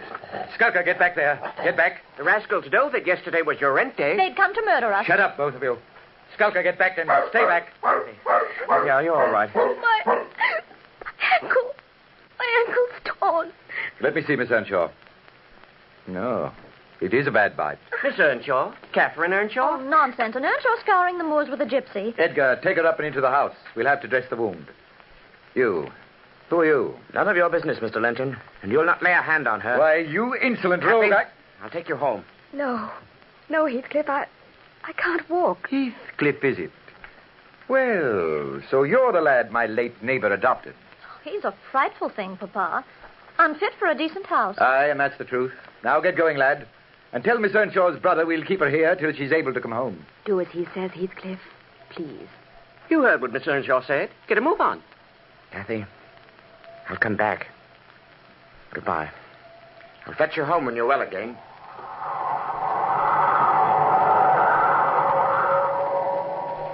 I watched him climb over the wall and disappear in the cover of twilight. The Lintons nursed me, and oh, how different life was at the Grange. But Heathcliff wasn't there. It was somehow incomplete, even though Edgar and Isabella with their laughter made the days pass quickly. When Christmas came, I was well again, and happy to see Wuthering Heights from the window of the Linton carriage. Heathcliff, I'm home. Oh, hello, Ellen. Where's everybody? Oh, Miss Cathy. Such a lady you've grown up to be. Oh, and such a beautiful gown. Do you like it, Ellen? It's one of Isabella's. What'll Heathcliff say of me now? Oh, his eyes will pop out of his head. Oh, Ellen, really, I did have a wonderful time. But where's Hindley, and why isn't Heathcliff here to meet me? Your brother's out on the moors, and Heathcliff... Miss Cathy... Heathcliff's gone. Gone? Gone from Wuthering Heights? Ever since that day Mr. Edgar came here to ask your brother for your hand in marriage. He's deserted me. Heathcliff's deserted me. Now, Miss Cathy... It's Hindley. He made him come. No, Miss Cathy. Heathcliff went out of his own accord. But why didn't he wait till I could explain? Couldn't he see that if I married, I'd have money to help him find his place in the world? Oh, Ellen, my grief has been Heathcliff's as well. My love, his love. He's always, always in my mind. I am Heathcliff, Ellen. Don't you see? He must come back. He must come back.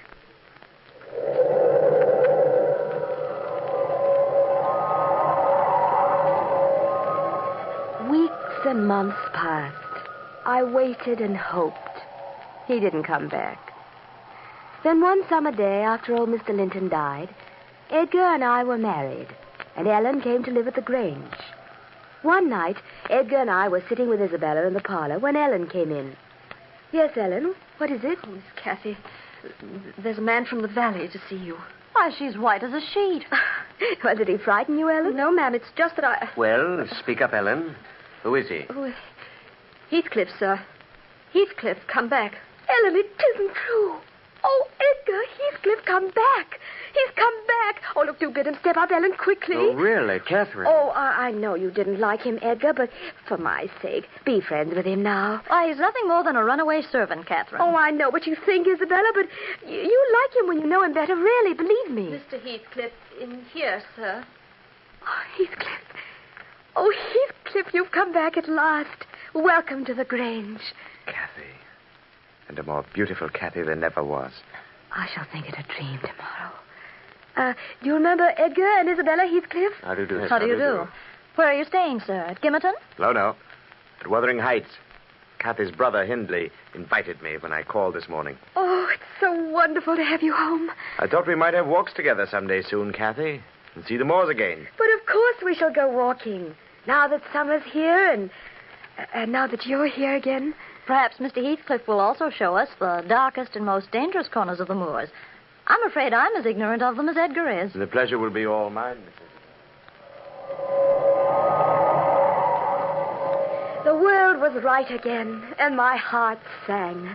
Heathcliff was home, a tall, splendid man. But behind his dark eyes was the boy I'd known before. We walked on the hills, we laughed, and, I was happy again. But as the days passed, Isabella grew cross and fretful, and I knew she'd fallen in love. It's only your harshness, Cathy, that makes me unhappy. But how can you say that, Isabella? When have I ever been harsh with you? Yesterday. And now. Yesterday? When? In our walk on the moor. You told me to ramble where I pleased while you went along with Mr. Heathcliff. Well, is that your notion of harshness? I really didn't care whether you walked with us or not. You didn't want me, Cathy, because you knew I liked being there. With Heathcliff, you mean? Yes. But you want nobody to be loved except yourself. Isabella. Well, you don't believe that. I love him more than ever you could. And Heathcliff might love me, too, if you'd only let him. Oh, I wouldn't be you for a kingdom, then. Do you know what Heathcliff is? He's a rogue. Wild and cruel and strong. He stops at nothing. And you know what he's doing now, this minute? He's doing what he always swore to do. Ruin Hindley Earnshaw. I don't believe you.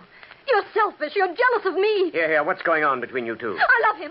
You hear that, Edgar? And I don't care if you do know it. I love Heathcliff more than Catherine ever loved you. Isabella, stop it. You don't know what you're saying. I know what I'm saying well enough. You're both against me. Isabella, stop this hysterical talk and go to your room. All right, Edgar. I'll go. But what will you think when I say it's the last order I'll take from the master of Thrushcross Range? Kathy, what on earth's the matter? What does she mean? I don't know, Edgar. I don't know. Well, I do. It's that Heathcliff. He's poisoned her mind. Edgar, don't talk. Call Ellen. I feel ill. But Kathy... Edgar, let's hear no more about it. Edgar, I can scarcely stand. Kathy. Ellen, come quickly. Miss Kathy has fainted.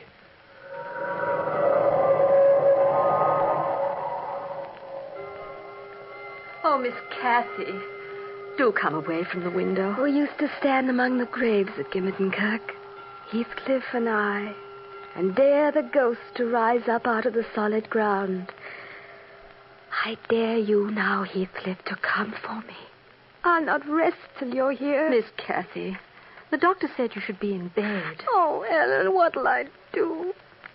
There's a ghost inside me. This room's a haunted place. I'm afraid of being alone. There, Miss Kathy. Come to bed. Look, see how weak you are?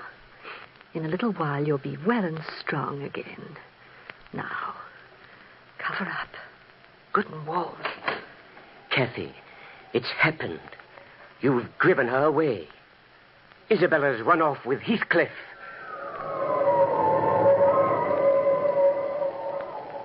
Listen to that wind, Ellen. Has winter come so soon? Hi, Miss Kathy. You've been in bed a long time, remember? Will I ever be well again? Now, how could you help it when you've got as good a nurse as I?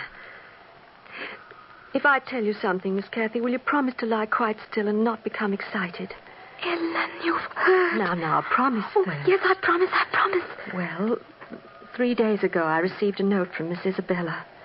Oh, it made my heart weak to read it. They've returned to Wuthering Heights, and she's unhappy and afraid. Heathcliff doesn't love her, she says. Oh, he married only for spite. Does Edgar know all this? No, Miss Kathy, and he mustn't since he's disowned his sister. Somehow, I knew Heathcliff was back at the Heights. I could feel he was there. Yes, I saw him today. Today? Oh, Ellen. He wants to see you. He wants to see me, Ellen. It's the most important thing in the world. He wants to see me again. Oh, but please, Miss Kathy, for your own sake, don't. No good can come of it, believe me. He's a man without a soul. And poor Hindley. Heathcliff's made a gambler and a drunkard out of him. He's taken Wuthering Heights when Will he's very Heathcliff old. come tonight, Ellen? What time? How will I know? Look at me, how thin and how ugly I am. Oh, you were never more beautiful, Miss Kathy. Are you so bent on seeing him? Yes, I must. Well, he'll come to the garden tonight after 10 o'clock. 10 o'clock? Oh, there's so little time, Ellen. Help me out of bed. I must get ready to see him. But he's coming here. He knows you're ill. But I'm not ill any longer. You'll see how well I am when I walk down to the garden to meet him. And now he's coming to the garden. I knew you'd come back, Heathcliff, someday. Back to me. What matter is anything now, except that you're coming to the garden to see me again. But I must close my book, put it away before the clock strikes 10. Silly words I have written. What do they mean? There was never a way of telling what's in my heart. The diary ended, and I closed the book. The gloomy room had grown chill again, for the fire had burned itself out. And over Wuthering Heights, the wind of the blizzard sang. I pulled down the covers of the bed. The frozen branch of the tree scraped on the window glass. I went to the window and pulled it up. A cold wind dashed in upon me. I reached out, groping for the twig. Then my blood froze. Instead of the branch, my fingers closed over a small, ice-cold hand. I tried to draw back my arm, but the hand clung to it, and a voice came out of the wind. Let me in. I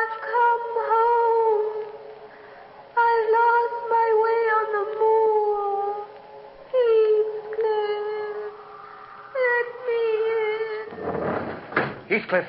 Heathcliff! Heathcliff! Confound you, Mr. Lockwood. What is the matter? A hand on the sill and a voice entreating me to let her in. Mr. Heathcliff, it's your Catherine out on the moors. Are you mad?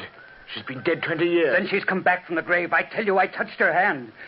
What is this din in the night, Mr. Heathcliff? What's happened? Kathy, on the moors. I must find her. I must bring her back. Mr. Heathcliff, wait a moment. Stop him, Mr. Lockwood. Don't let him go. He'll not stay out in the blizzard long. Never fear. But, Ellen, tell me the rest of the story. What happened that night when Heathcliff called at the Grange? You've been reading her diary, then? So long ago it was, Mr. Lockwood, that unhappy night. But tell me. Well, I begged Miss Cathy not to move from her bed. But her eyes shone. There was no stopping her. Heathcliff was waiting in the garden at the stroke of 10, and I opened the side door for Miss Cathy to go out in the winter air. They looked at each other without saying a word. A gust of icy wind blew up. I was afraid for Cathy. I shouted to her. Miss Cathy, you must come inside. You're not well. I don't care, Ellen. Let me stay. Kathy, she's right. You must go. The wind's cold. I'll wait by your window. No, Heathcliff. I want to stay here. Miss Cathy, please. I'll never go. Never again. When I'm dead, Heathcliff, will you forsake me? Kathy, don't speak of dying. Kathy. Miss Cathy. Oh, bring her in, sir. She's fainted. I'll never forsake you, Kathy. No, Ellen. She's not fainted. Call Edgar. Tell him Kathy is dead. So we buried her on the moors in a lonesome spot where she'd often wandered. And Mr. Heathcliff came back to the heights. And so the years have passed. Now, sir, you know, and I can wait no longer. Please go with me to fetch him out of the storm. But, Miss Isabella, what happened to her? Oh, she went back to the Grange soon after Miss Cathy died. And Hindley? He's still here at the Heights, though he seldom comes out of his room. Will you go with me now, sir? Yes, Ellen. Lead the way. The snow is beginning to stop, sir. We've wandered so far from the Heights, Ellen. We'd better go back. Oh, but the dawn is coming. The spot I mentioned is just ahead. Look, there on the slope. It's a cross. There's something half buried in the drifts. Miss Cathy's grave, Mr. Lockwood. But what's that lying over it? Oh, he didn't know where else to look on the moors except in the spot where she lies. Then it's Heathcliff, frozen in the snow. Aye, Mr. Lockwood. Come. We can go back to the Heights. He's found her at last. As we trudged back to Wuthering Heights, the snow slackened, and there was nothing but the bleak house there on the hill, and beyond it a wide and gloomy sky. As we approached the gate, I looked up and saw two birds taking flight from one of the eaves, and they flew together through the snow-dusted air, and we stood and watched until they disappeared into the gray horizon of the morning.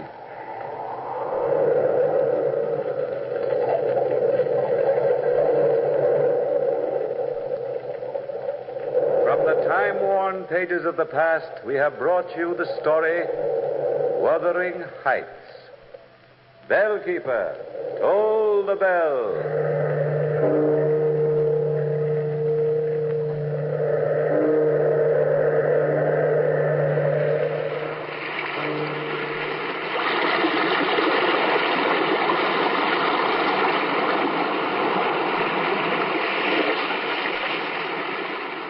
From the time-worn pages of the past, we have heard another immortal tale in The Weird Circle.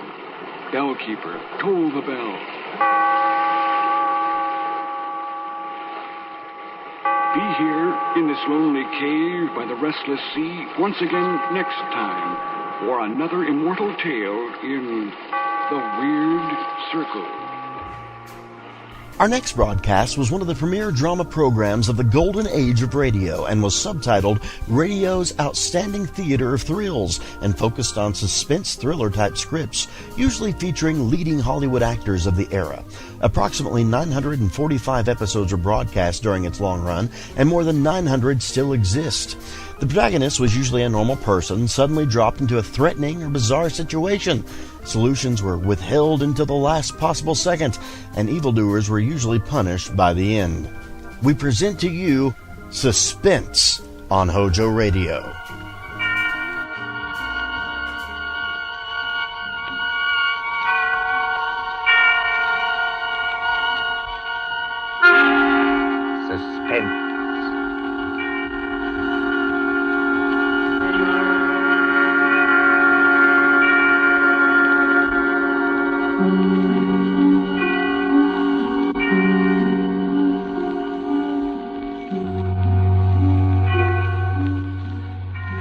This is your narrator, the Man in Black, again about to introduce tonight's Columbia program, Suspense.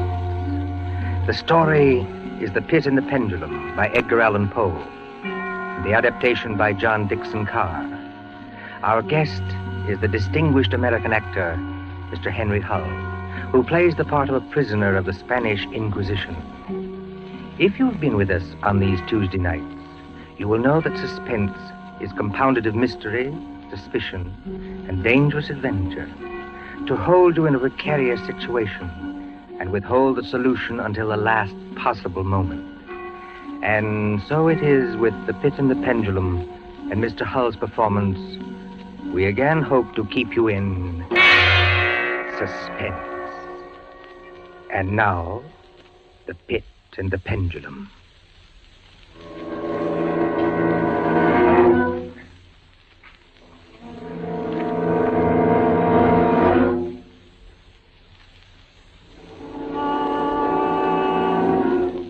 I was sick unto death with that long agony. And when at length they unbound me and I was permitted to sit, I felt that my senses were leaving me. The sound of the inquisitorial voices seemed merged in one dreamy, indeterminate hum. Yet, for a while, I saw, but with how terrible an exaggeration, I saw the soft and nearly imperceptible waving of the sable draperies on the walls of the room. I saw the flames of the 7 tall candles which burned on the table. I saw the lips of the black hooded judges, and these lips appeared to me white as paper, white as horror. I saw them writhe with a deadly locution. I saw them fashion the syllables of my name. Jean Delbray, Captain Jean Delbray. Good fathers, gentlemen. We hear you, my son. I am very weak and infirm. I've been confined for many months in a dungeon. I've been tormented by nightmares. Conscience, one trusts. Pray silence, Fra Antonio. Even now, I have no knowledge of where I am or to whom I may be speaking. You are speaking to me, my son. I am Fra Pedro de Espela, prior of the Dominicans of Segovia and Grand Inquisitor of all Spain. Is this the court of the Inquisition? It is. Oh, then God help me. He will help you, my son, if you trust him. But I am a French officer. That is true. A soldier and creature of the arch-fiend Napoleon Bonaparte. But a French officer nonetheless. A prisoner of war. By what right do you try me in this court? Let the clerk read the charges against this prisoner. Pray silence while the clerk reads the charges. The charges against the prisoner are as follows. Imprimis, that he is one Jean d'Albret, a captain of artillery in the army of Bonaparte, so-called Emperor of the French. This means nothing, as the prisoner says. It is no crime. Proceed. Item, that on the 4th day of September in the year of our Lord 1808, that said Jean d'Albret did wed, espouse, and marry the most noble lady, the Doña Beatriz Valdez, niece of and ward of the illustrious... One moment. Your Excellency spoke. Antonio, was any cheat employed to trap this girl into marriage against her will? No, we have no actual evidence of any cheat. Was the girl of age? I believe so. Then wherefore is the prisoner here? This marriage was a deplorable thing, if you like. Bonaparte himself is almost at the gates of Madrid. His general, the Tsar, menaces our city of Toledo itself. But lawful marriage, however regrettable, is no sin or crime. There are other matters in the indictment, I think. Then continue, but give us nothing that is not material. Item, that on the 12th of October, 1808, the Sergeant Delbray, being in command of a 5-gun battery of light artillery, did direct the fire of his guns against the holy church of St. Martha the Innocent. What? And thereby of his wicked malice destroyed that church utterly. Captain Delbray, is this charge true? It is, yes. You admit it? Good Father, hear what I have to say. The church blew up, I think. Would you boast of your sin, young man? It blew up because it was stored with kegs of gunpowder for your army. I had every right to fire on it. And that is all the defense you have to make? I tell you, I had every right to fire on it. By military law, there was... Is military law above God's law? I don't know. I did my duty, that's all. Long live the Emperor! Captain Delbray, mark what I say. No man, however great his heresy, is ever condemned to be burnt in the fire. Fire? Fire. If he first recant and acknowledge the error of his ways. But for you, Jean Delbray, there can be no mercy, no pity, no atonement. The only sentence of this court can be death. Death? Yes. The secular or government arm to which we must release you has devised 2 ways of punishment in cases such as yours. You hear the tolling of the bell? I hear them. It is the procession of the condemned going to the auto da fe. Soon the yellow light of the flames will stream through the windows and flicker on floor and ceiling. Nunc et in hora mortis intuit manibus Domine. Most of those condemned out of mercy will be strangled before they are burned. It cannot be so with you, Jean Delbray. You must die in one of 2 ways. Either with the direst of physical agony. A slow fire of green wood. Iced bandages about the head and the heart, so that the fire does not approach too quickly. Or else, Jean Delbray, you must die in a certain other way. Have done with this. Pass your sentence and let me go. The law does not permit me to tell you now what this other way is. The sentence of this court, therefore. I had swooned. Yet still I would not say that all of consciousness was lost. In the deepest slumber, no. In delirium, no. In a swoon, no. In death, no. Even in the grave, all is not lost. There are shadows of memory which tell us indistinctly of tall figures that lifted me and bore me in silence down, down, still down, until a hideous dizziness oppressed me at that descent into the earth. Then, as consciousness swam back to my wits, darkness, a stone floor, and darkness. Oh, Beatrice. Beatrice, my wife, Beatrice. Did you call me, Jean? Beatrice, was that you who spoke? Yes, Jean. You were here in the dungeons of the Inquisition. I am not really speaking to you, my poor Jean. I am only in your imagination. Am I mad, then? No. But your brain is fevered. You only think you hear me. No, I do. I hear you clearly. As clearly as I once heard you. In the little church near the Ebro where we were married. Yes. I destroyed that church, Beatrice. I had to. It was my commanding officer's order. I know, Jean. Be comforted. There are those who care. You won't leave me. As long as I am in your heart, I shall be here. I was strong once.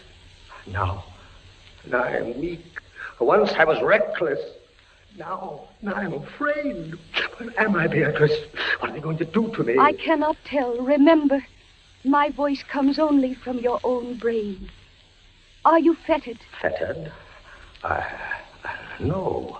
They've not chained you to the wall. No. They've taken away my uniform. They've given me sandals and a robe of what feels like coarse serge, but I'm still free. free. Take courage, Jean. Free. And in the grasp of the Inquisition. Beatrice. Yes, Jean. It's completely dark. There's hardly any air. I dread to get up. I dread to stretch out my hand. Suppose they've buried me alive. Courage. Can you stand up? I think so, yes. Then walk. Walk as far as you can. Measure the limit of the cell. If this is not a tomb... You're right, Beatrice, as always. I'll try. Are you on your feet? Yes, now pray. Pray for a poor devil who always meant well. 1 pace, 2 paces, 3, 4. You are very weak, Jean. Rest a moment. Where are you now, Beatrice? In the flesh, I mean. You know that, Jean. In the old house by the olive grove. Scorned of my people. Yes, I know it. Each morning I climb to the hilltop and watch. Go on. Sometimes I think I hear gun wheels Yes. rumble in the hills. Yes. And long moving columns Yes. with the red dust rising about Go them. on. First come the heavy cavalry in plume-crested helmets. Yes. On their flanks wheeling like hawks, light hussars in blue and scarlet. And behind them, in a glitter of bayonets as vast as light points on the sea, rank upon rank, the long gray coats and the tall bearskin caps. The old guard and the Grand Army. It is only a vision, my dear one. They do not come. Will they? Will they ever come, Beatrice? I cannot tell. Then I must face what has been prepared for me. Walk again, Jean. Try. Keep your hand in front of you. This rope, it impedes me. The floor is treacherous with slime, but I'll try. 4 paces. 5, 6, 7. It can't be a tomb. 8, 9. Look out! I'm all right. I fell to my knees. The rope tripped me. My hand is in front of me. It's lower than my face, but I feel nothing. Nothing, Jean. It's a pit. A circular pit. And I fell on the very edge of it. Oh, they would have made you walk into it. Yes. Oh, there's a loose fragment of rock just inside the edge. Now, if I can dislodge it like this.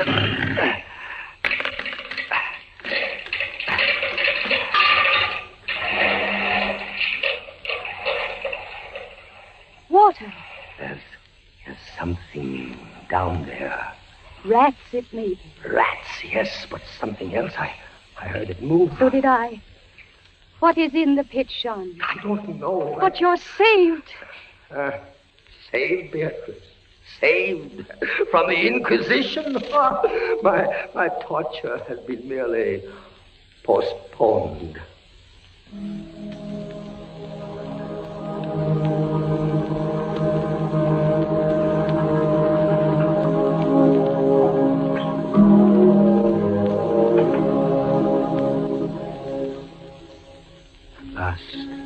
A deep sleep fell upon me.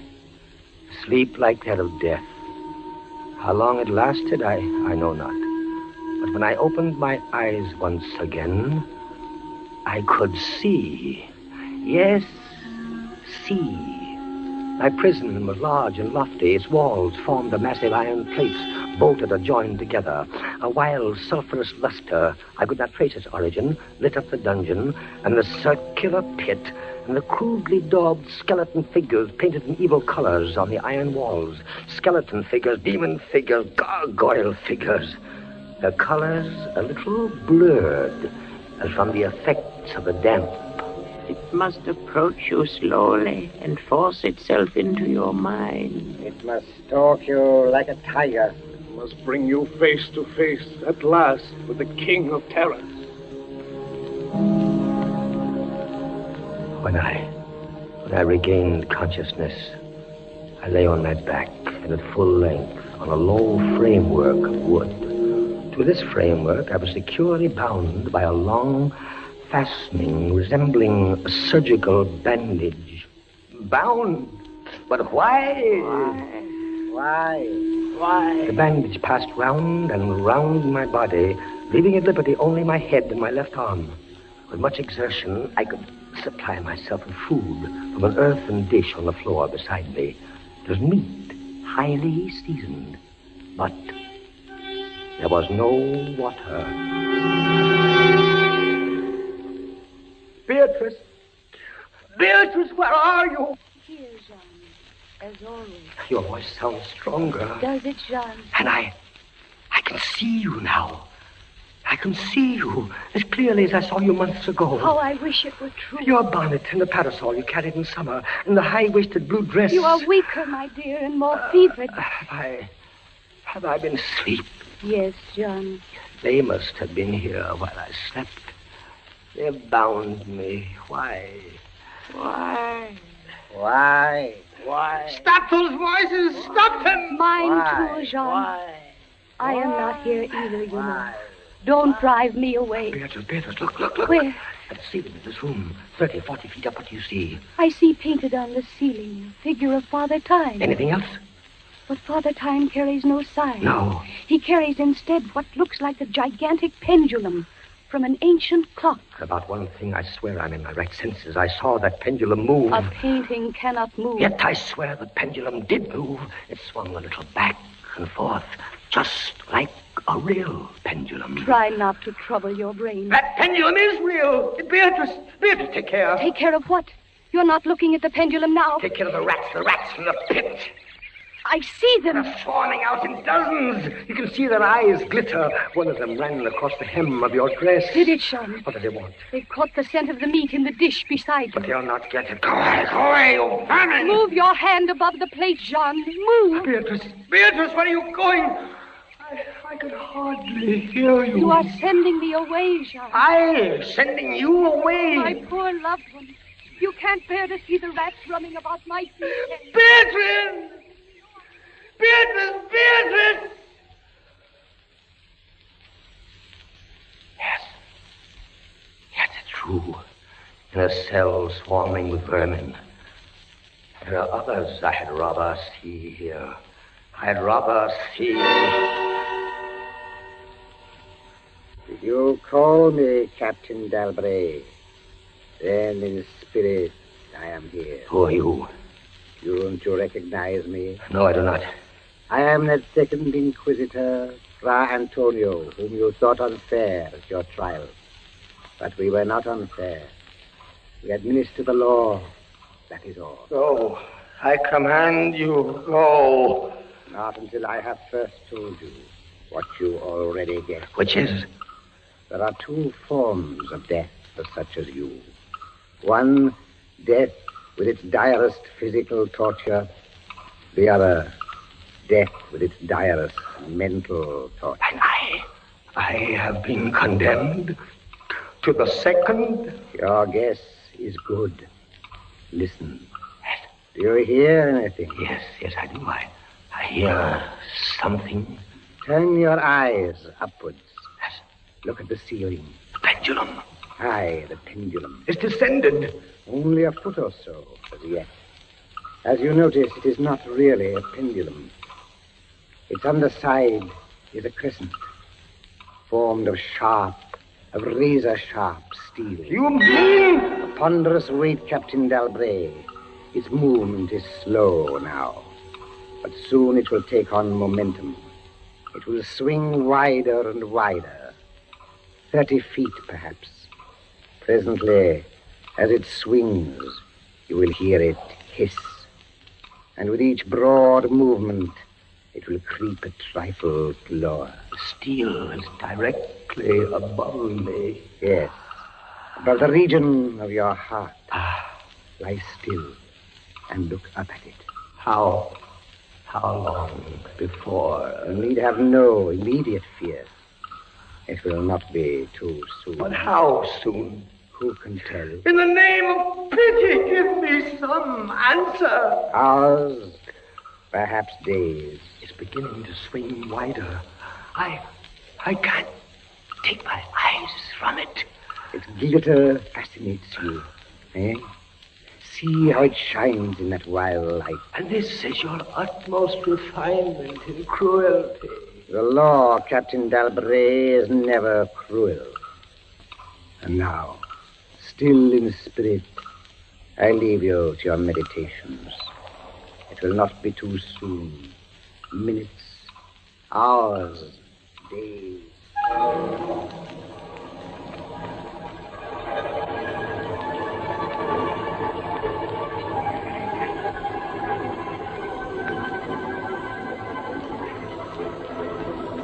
Down, steadily down it crept. Days passed. It might have been many days before it swept so closely as to fan me with its morbid breath. Minutes, hours, days. The odor of the sharp steel forced itself into my nostrils. To the right, to the left, far and wide. The shriek of a damned spirit. To my heart, with the stealthy pace of a tiger. Down, certainly, relentlessly down. I prayed. I wearied heaven with my prayer for its more speedy descent. I grew frantically mad and struggled to force myself up against that swinging, glittering death. Of no avail. Down, still unceasingly, still inevitably down, the sharp steel flashed past within 3 inches of my chest. Beatrice! John? Beatrice, Beatrice, where are you? I heard you calling, John. I am here. It is a strange thing, Beatrice. I'm quite calm. You are resigned, then? No, that is the strange thing. Even now, I am not resigned. Is there a way out? How can there be? 10, 12 more vibrations, and will fray the serge of my robe. Only lightly as a razor in a delicate hand. There will be many sweeps before it bites deep. No, I can't escape it. You kept me away from you, John. You locked me out of your thoughts. If I am here only in your thoughts, why should I fear the rats? The rats! You open your eyes and your eyes blaze. What is it? Rats! Do they still swarm here? Across the floor and over the meat platter. They have taken nearly all your food. Yes, of course, they're ravenous, and they have sharp teeth. Well... The meat is oily and spiced. If I take what remains of it, scatter, you vermin! And rub that meat on the bandages that hold me here. Try it, John, try. It may be too late, if I leave my body a fraction of an inch up. Try it, I tell you, try. Ah, but look, they scatter as soon as I do try. But they are watching you. I can see their eyes glitter. They're creeping back. Can I stand the rats crawling across me? Can the flesh bear it? One of them has leaped on the wooden framework. Another follows. They're gnawing at the bandage. 7, 8 more sweeps of the pendulum. The bandage, give way. A little. Lie still, Jean, lie still. 10, 12, a dozen rats now. Is death, I wonder, worse than this disgust? A dozen sharp knives could do no better. The bandage is loosened to ribbons. Now, if you move sideways, carefully, and drop to the floor. Beatrice, I can't move. My arms and my legs are numb. There is no power. The steel has frayed your robe. A minute more will be too late. Try. Then with all the strength that is in me, and all the hate that I bear my enemies... Free! A second time. Free! Jean. The pendulum stops. They are drawing it back up through the roof. Each move I make is watched. You never doubted. Yet with all they could do to you, they have failed twice. They will not fail. No more dallying with the king of terrors. What else can they do? I can't say. See how the rats gnaw in silence at that bandage. To what food, I wonder? But you escaped the pit. I escaped it once. Listen. What do you hear? A groaning. swear it's a grinding as of metal. It was only the cog wheels of the pendulum. I think not, Beatrice. Why not? It seemed to come from behind those iron-plated walls. It seemed to shake the dungeon as a mill wheel might shake it. Stand up, my poor Jean. Get up off your knees. I can't, Beatrice. I can't endure anymore. The paintings on the walls of this dungeon, the skeletons and imps and devils, they seem different. They are different. The colors sharpen and grow bright. The demon's eyes glare. The skeleton hands outstretch. Don't you catch even yet the odor of heated iron? Heated iron? Beatrice, my darling, I have been much humbled. But I won't have you see me in tears. I order you to go. Jean, in the name of heaven. Beatrice. You're sending me away. Yes, Jean. in the name of heaven. Go.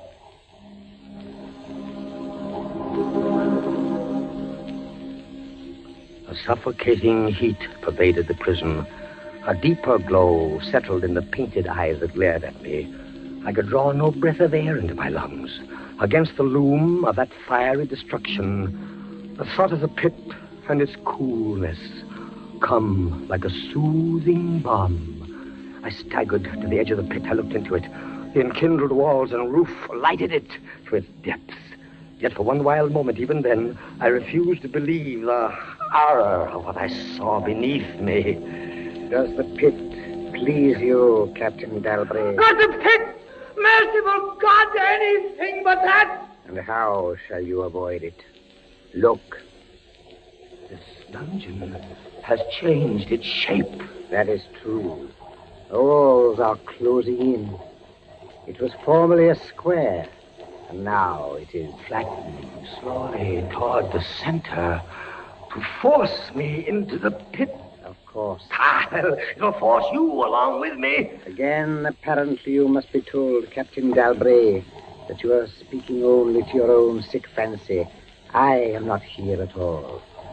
Farewell. And now closer and closer through the red burning walls, forcing me into the pit with a swiftness that left me no time for thought. I shrank back, but the closing walls pressed me relentlessly onward. At length, for my seared and writhing body, there was no longer an inch of foothold. I screamed once. I tottered on the edge of the pit.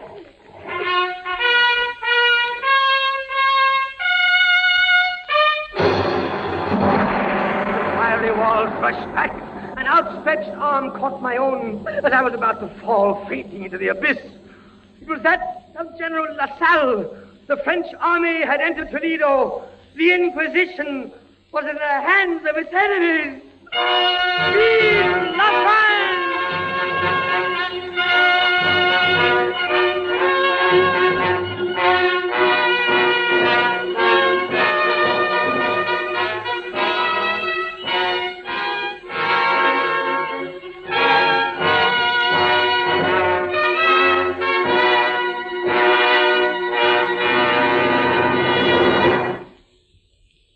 And so closes Poe's celebrated story, The Pit and the Pendulum, starring Henry Hull. We invite you to another adventure of suspense next Tuesday at the same hour. Until then, this is the Man in Black saying good night. William Spear, the producer, John Dietz, the director, Bernard Herrmann, the composer-conductor, and John Dixon Carr, the author, are collaborators on Suspense.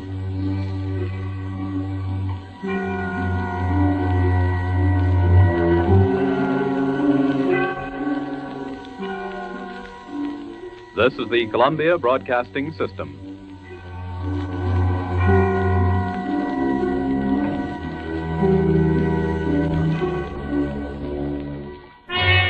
You're listening to HOJO Radio. More classic old-time radio coming your way next.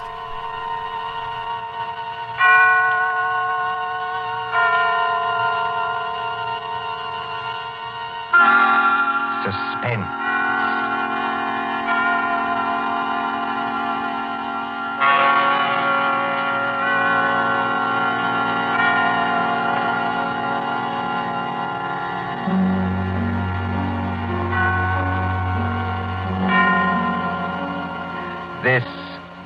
the man in black, here again to introduce Columbia's program, Suspense.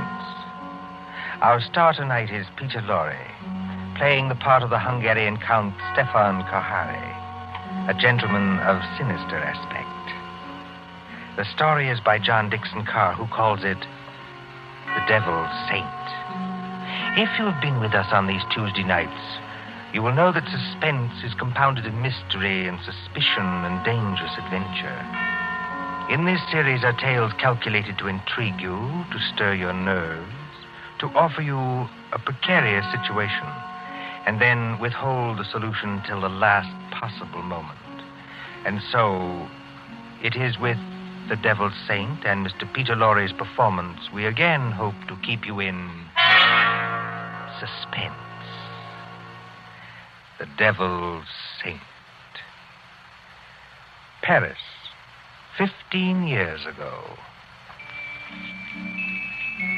Paris as it used to be, when lights twinkled from the old Trocadero to the hill of Sacré-Cœur, when taxicabs honked and the beat of tangos swayed, and Chinese lanterns gleamed above the lake in the Bois, when, in short, you and I were young.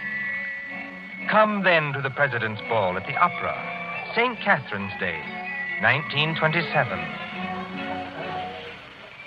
A fancy dress ball at the Opera, filling these marble halls with a multitude of masks and a multitude of dreams. The mosaic decorations are no less bright than the colors that weave here. Harlequins and Columbine, Cleopatra and Musketeers. In the great marble foyer, remember it? They have set out little tables and lines of palms behind which you may sit screened. Look at one such table. A young man wearing the scarlet and gold uniform of an English Guards officer in Wellington's day. A dark-haired young girl in the costume of a bacchante. And as we approach... Ned, don't, please, you mustn't. Why not? You really don't mind, do you? No, of course I don't mind, only you mustn't. Oh, Ned. Look here, Alona. We've got to settle this thing. You have enjoyed being here tonight, haven't you? Ned, I've loved it. After being cooped up at my uncle's place in the country, it's like heaven. All right. When I take you back to the hotel, I'm going to face this uncle of yours tonight. No. No, please don't. I'm going to say that you and I intend to get married, and that's that. I can't marry you, Ned. I've told you that. But why not? Just give me one good reason. Because I can't. My uncle, he would never allow it. Never. And that seems to you a good reason enough? Yes, Ned. This uncle of yours, what's his name? Count Stefan Kahari. He's a Hungarian, I think you said. Yes, so am I. My mother was an American. What's he like, actually? Oh, he's a little eccentric. Oh, please don't misunderstand. He's a great scholar and a historian, only he's a little strange. Ned. What is it? There he is now. Your uncle? Yes, that elegant man in plain evening clothes, with the Order of the Golden Fleece across his chest. Oh, I see him. Oh, he looks as black as a thundercloud. He's throwing those two dressed as devils aside as though they didn't exist. Give me my mask quick before he sees us. No, Alona. Why not? We'd better face this out now.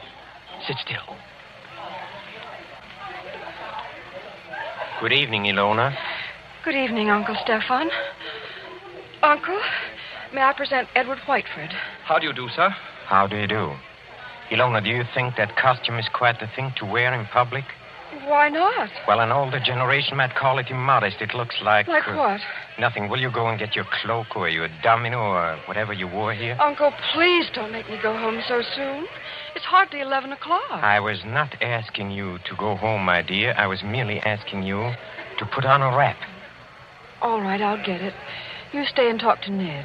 I shall be delighted. Will you sit down, sir? Thank you. You seem to have quite a gathering at this table. Oh, yes. Some friends of mine from the embassy. They're upstairs dancing now. Well, look, glasses, and still more glasses. You know, I was quite an adept once at musical gases. Have you ever tried it, young man? Well, it's very easy. You take a spoon like this, you see, and... Like it? Well, forgive me, sir, but there's something I'd like to ask you. Yes? Oh, I don't know exactly how to say this, so I'd better say it in the shortest way. I want to marry your niece. Oh, look out, sir. You smashed one of the glasses. A few francs will pay for that. But there are other things of higher value. At least to me. Well, maybe I ought to mention first that my full name is Lord Edward Whiteford. My father's the Earl of Grey. Indeed. Why, I only mention that to show we're, well, respectable enough. Or the British ambassador will vouch for me, sir, if you'd like to ring him up. And perhaps I ought to mention that I've always kept Ilona carefully guarded from the world. Almost too carefully guarded, don't you think? That, Lord Edward, depends on my reasons. Sorry, sir. You have known Ilona about how long? 4 days. 4 days. You wouldn't even choose a business partner in 4 days. Yet to want to marry my Ilona after 4 days. But we know our own minds, sir. You do, huh? Then you know more than the wisest man in this world. However, as one whose dearest wish is Ilona's happiness, I hope it is, Count Kohari. Do you doubt what I say? Oh, no, sir. Well, I will make you a proposition. I own an estate in Touraine, not far from Paris. A little chateau, a few hundred acres, fishing, very good stable of horses. I know. Ilona told me. Oh, she did? Well, then here is my suggestion. Why not come down and visit us for a week or two? Why, that's very decent of you, sir. Oh, not at all, not at all. And if at the end of that time you're not cured of this infatuation... Oh, it's not an infatuation. I swear it's not. No? Well, if at the end of that time you're not cured permanently of this feeling, you may take Ilona. And with my blessing. That's fair, isn't it? Oh, it's more than fair, Count Kohari. I don't know how to thank you. Oh, well, please, don't even try. And at least I can promise you a very interesting experience. You see, at the Chateau d'Azay, there is one certain bedroom. We call it the tapestry room. Yes? Well, I assure you, it'll be very interesting for you to sleep in that room. Why? Is it haunted or something? Oh, no. No, not haunted. Well, now, if you don't mind, I shall say goodnight, and I hope I can trust you to bring Ilona safely to the hotel. Au revoir. Look over there. What is it, sir? Just look. Streams of our fellow guests pouring down a main staircase. Shapes of nightmare. Shapes of delirium. Insane dead masks. Only the eyes move. Wouldn't we be terrified, perhaps, if we would look behind those gargoyle faces? Oh, no, I don't think so. They're only ordinary people like ourselves. That, sir, is where you make your mistake. Well, I shall expect you for the weekend, and encore une fois, au revoir. Ned. It's all right, Ilona. You can come out from behind those palms. What was he saying? I couldn't hear. Ilona, it couldn't be better. Well, he's a very decent old boy, actually. And he's invited me to the Chateau d'Azay. Did he say anything about the tapestry room? Yes. He invited me to sleep there. And you said? I said I would, naturally. You mustn't do it, Ned. I won't let you do it. But why the devil not? Because everybody who sleeps in that room dies. Dies? Are you serious? Oh, Ned, please don't do it. Oh, nonsense. There are a lot of superstitions about every old house. This isn't a superstition, Ned. It happened once when I was a little girl. A man insisted on sleeping there. They found him dead in the morning. So? How did he die? They don't know. There wasn't a mark on his body. He wasn't shot or stabbed or strangled or poisoned or hurt in any way. He was just dead.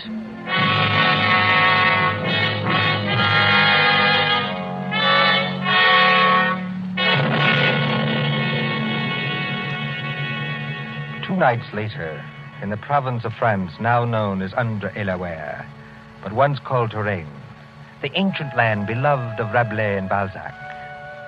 But now, as the wind moans down the valleys, and rain flickers across the apple trees, and thunder stirs in those haunted hills, it can bring little comfort to a young man driven in an ancient carriage from the railway station along snake-like roads.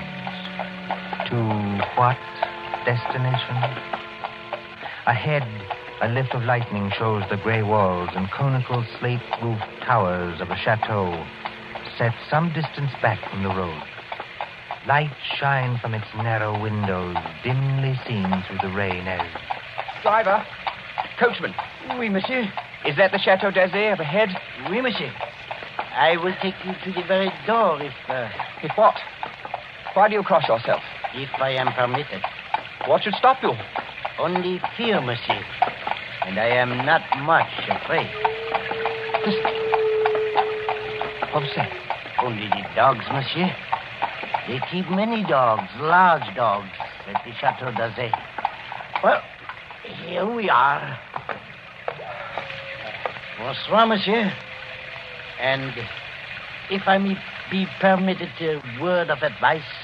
Well? Beware of the tapestry room.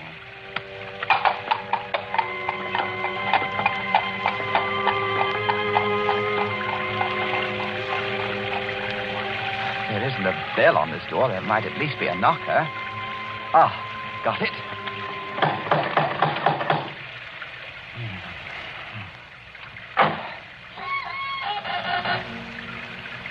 Et alors, monsieur? Vous cherchez? Je cherche le Château d'Azay, et perhaps it would be better if monsieur spoke English, yes? You are Lord Edward Whiteford. Yes. Monsieur is expected. Please to enter. Monsieur's hat and coat. Thank you. Ned. Hello, Ilona. Oh, Bertha pas, ma petite. Votre uncle. Oh, you'd better not kiss me, Ned. Madame Flay says to look out for my uncle. Madame Flay is our housekeeper. Oh. Well, where's your uncle now? In the drawing room. He's playing the piano. Come along. Ilona, is anything wrong? Oh, everything's wrong. Two of my dogs were in horrible pain this afternoon. Dr. Solomon had to put them out with chloroform. You don't think that... I hope nobody's practicing, that's all. Well, here we are. Oh, nice tiger skins on the floor. I say, who's the little old man with the gray beard sitting over there by the fire? That's Dr. Solomon. Oh, hasn't he funny-looking eyes? He watches and watches and watches. He's an old friend of the family. Shh, come along. Let's get this over with.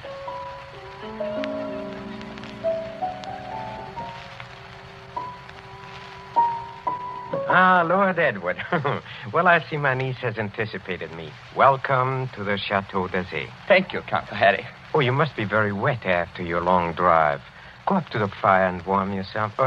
Madame Flay. Yes, monsieur? Please tell Antoine to take our guest's luggage up to the tapestry room. The tapestry room, monsieur? That is what I said, Madame Flay. Yes, monsieur. By an odd coincidence, Lord Edward, Dr. Solomon and I were just discussing the fate of the last person who slept in a tapestry room. This is not good, my friend. This is against my advice. It's against his advice. Here, Dr. Solomon croaking. This is not good, I tell you. It is the wrong season of the moon. The wrong moon. But there is no moon tonight. It's raining cats and dogs. Don't talk about dogs. Nevertheless, it is the wrong season of the moon. I say no more. Cheerful blighter, that doctor. Don't do it, Ned. I won't be responsible if they make you do it. But look here, Count Harry. What did happen to the last bloke who slept in the tapestry room? You mustn't call him a bloke, sir. He was a very saintly gentleman. The Bishop of Tours. That was some time ago when Ilona was only 15 years old, but surely she must remember it. I remember it. The church, said our bishop, has no use for superstitions. Well, he insisted on sleeping there. I made it as comfortable for him as possible, but he was found dead next morning with a crucifix still in his hand. Was it poison? There was no poison, monsieur. No. Here, Dr. Solomon. It's true, Ned. Well, there were just two very curious things. You see, in connection with that death, on a mantelpiece there was found burning a stick of incense. Just ordinary incense, nothing wrong with it. Yes, sir? And under the dressing table, the police found it was an empty jar of ointment. Now, use your wits. A dead man, some burning incense, and an empty jar of ointment. What do you make of that? Oh, I don't make anything of it. It's crazy. Please do not speak like that. I'm sorry.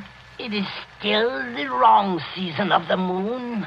Well, what I really meant, sir, was this. Is there any reason for this story of death? Reason? Any legend attached to the room or anything like that? Yes, there is.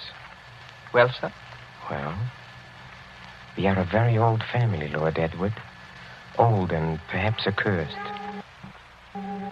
When my ancestors moved from Hungary to France in the 17th century, they brought certain beliefs with them. The old religion. The old religion? Yes, the cult of Diana, the cult of Janus, the cult of freedom and fertility. The witch cult, if you prefer. Oh, now look here, sir. Must we talk about this? Well, you smile, but when I say the word witch, you think of some humorous picture on a Halloween's card. It was very different in the Middle Ages, believe me. Then, my friend, there existed an organized religion which rivaled the church. There were many to worship unashamed at the grand Sabbath. Many to receive all favors from Saturn, their master, and to dance forever, joyously in the red, flaming quadrants of hell. Some 200 years ago, an ancestress of mine, Katerina Kohari, was tortured to death in a tapestry room for professing the old religion. Many persons have not thought it safe to sleep there since. Are you answered? Oh, come, sir. This is some kind of elaborate joke. Joke?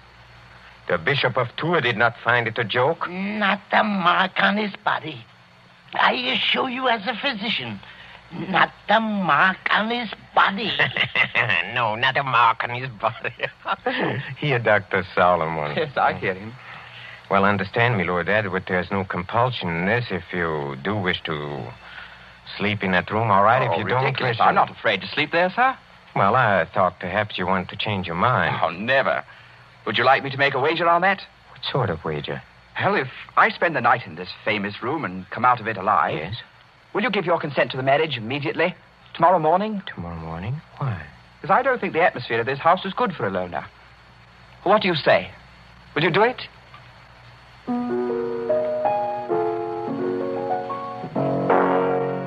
Very well, Lord Edward. I accept the terms of your wager. Don't do it, Ned. For the love of heaven, don't do it.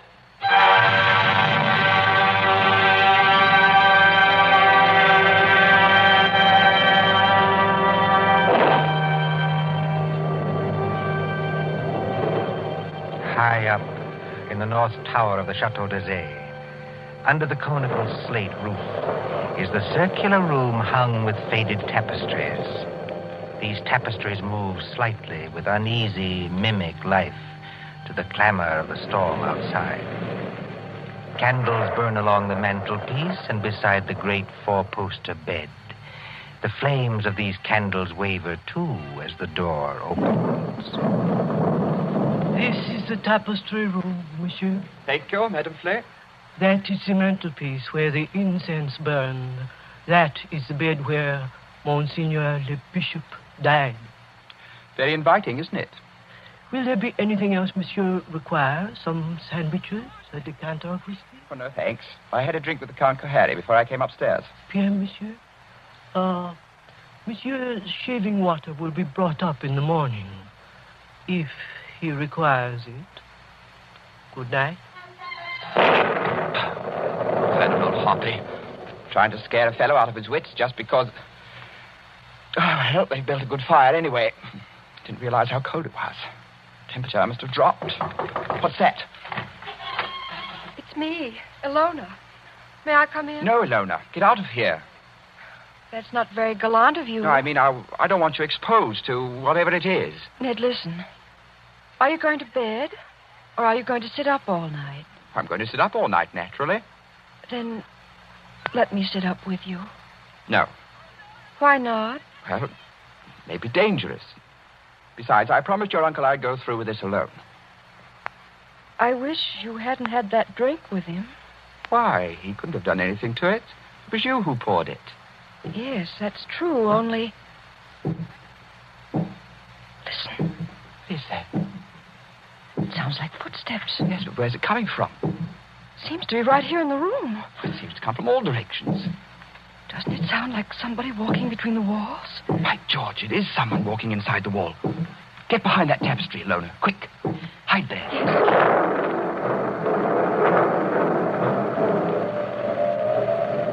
Count Kohari, where did you come from? Oh, forgive me, Lord Edward, for seeming to appear out of the wall and between the tapestries. Like Mephisto appearing to Faust, huh? And this red dressing gown perhaps adds to the effect, too. How'd you get here? A passage between the walls? Yes, exactly. Little device my ancestors for visiting this room. You know, they invented that when its occupant was so unmannerly as to bolt the door. Door's not bolted. You could have walked straight in. But I couldn't have done it unobserved. No. Maybe not. Have you had any other visitors, Lord Edward? No. Are you quite sure of that? Quite sure. Well, then, since nobody saw me come here, I'll just sit down by the fire. Please sit opposite me. Is this the showdown, sir? I don't understand. Well, there's got to be a showdown between us. Is that why you're here? Oh, I'm here, young man, to explain certain things to you. Will you have a cigarette? Thank you. Oh, they're perfectly all right. That is what you're afraid of? I'll have one, yes. A light? Thank you. Well, when I was discussing the witch cult a while ago, you didn't appear to think I meant what I said. Do you want a perfectly frank answer to that? Yes. I think you're mad enough to mean anything. What you say, in a sense, is quite true. See, in an old and inbred family like ours, the mind can crack and the fantasies of witchcraft become as real, well, more real than the living world. Let me give you an example. Go on. The saucer on a table beside you is Ming porcelain. It was once owned by Katerina Kohari, a martyr of the old religion. Yet you are using it as an ashtray. Oh, I beg the witch lady's pardon. I'll blow off the ash. Well, that's a very dangerous remark, sir. Don't you understand that the worship of evil can be as strong and compelling as the worship of good? That the devil can have his saints, too? That to a sick brain which knows but can't help itself, you have profaned this room merely by entering it. And therefore, you deserve to die. Like the Bishop of Tours? Exactly. You're not going to tell me the devil killed him? The devil's agent may be flesh and blood. Then it was murder. Oh, of course it was murder. Murder so cunningly contrived that no one ever saw through it. Go on. I asked you before to use your wits on this problem. Well, look, incense was burned in this room. You know why? Suppose you tell me. Well, obviously, I think to conceal something else, which would be too easily noticed. To conceal what? For instance, the smell of chloroform. Chloroform? Yes. A drug not very well understood by laymen. Dr. Solomon, by the way, was using chloroform this afternoon to dispose of some dogs. So I've heard. Well, Dr. Solomon is old and very forgetful. You mean chloroform could be stolen? Oh, yes, it could be easily. Now, suppose I take a pad saturated with chloroform. I place it over the mouth and nostrils of a man already sleeping or drugged so that he gets no air. Wait a minute. That won't do. Why not? Chloroform burns and blisters when it touches the skin. You'd leave marks. Oh, not at all, my friend. Not at all. If I first covered the mouth and nostrils with some substance like... Ointment. Yes. Now you're waking up. Hi. Now observe what follows. In a few seconds, unconsciousness. In 2 minutes or 3 minutes, death. Certain death, yes. Oh, but chloroform, you see. It evaporates very quickly. There is no trace in the stomach since nothing has been swallowed. Well, delay your post-mortem for 24 hours. Very easy matter in these country districts, and no trace remains in the blood. Murder without a mark, Lord Edward. Murder without a mark. You can't do it, Count Kohani. There's one thing you're forgetting. What is that? I'm not sleeping and I'm not drugged. Oh, yes, you are. How? When? In the cigarette? No. In a drink you had with me. What was it? Morphine. And you've had enough to put 3 men to sleep. See, that's it. Well, try to get up. I'll do it. I'll do it. You see? You've knocked over the fire irons. You'd have been in a fire yourself if I hadn't caught you. Take your hands off me. Just as you please. If I could reach that bell pull. Well, but you can't. Well, better sit down again. You murdering lunatic. So that's how you killed the Bishop of Tours. And that's how you're going to kill me. Who, I? Well, you don't think I killed the Bishop of Tours. Didn't you? You fool. I'm not trying to kill you. I'm trying to save you. Dr. Solomon. Yes, monsieur. Well, come out. Come in the room. Come out and be my witness. Yes, monsieur. I shall always guard the family honor, even when I guess how men die. This young man evidently thinks I've been talking about myself. Am I, in a popular parlance, insane? Oh, monsieur. Heaven forbid. I have never known a saner man. Have you any notion, Lord Edward, why I brought you to this house? You would never have believed me if I had merely told you. So I had to bring you here to show you. Show me what? What? Look at the tapestries. Come out of there! Behind them. Come out of there! Hey, come out! Ilona! Yes, Ilona. Why do you think I've kept Ilona so well guarded from the world? Why, at a fancy dress ball, for instance, did I object to the costume of a medieval witch, whose dogs were poisoned so that chloroform should be brought? Who poured the drink, drugged with morphine? In the devil's name, what are you trying to tell me? It was Ilona. She's been helplessly, hopelessly insane for more than 10 years.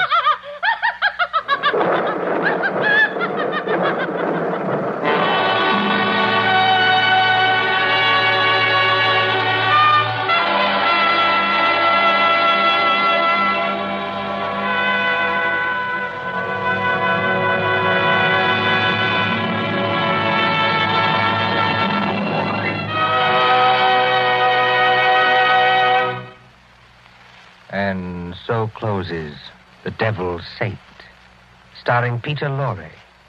Tonight's tale of suspense. This is your narrator, the man in black, who conveys to you Columbia's invitation to spend this half hour in suspense with us again next Tuesday.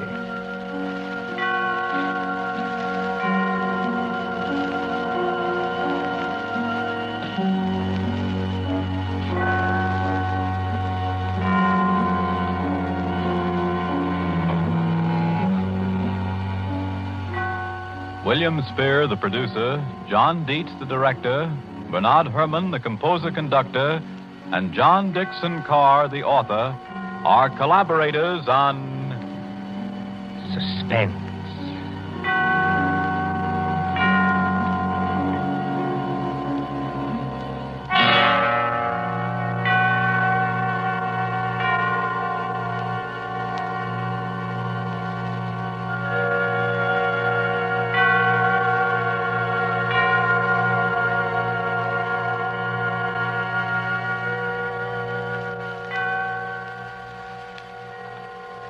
This is the Columbia Broadcasting System.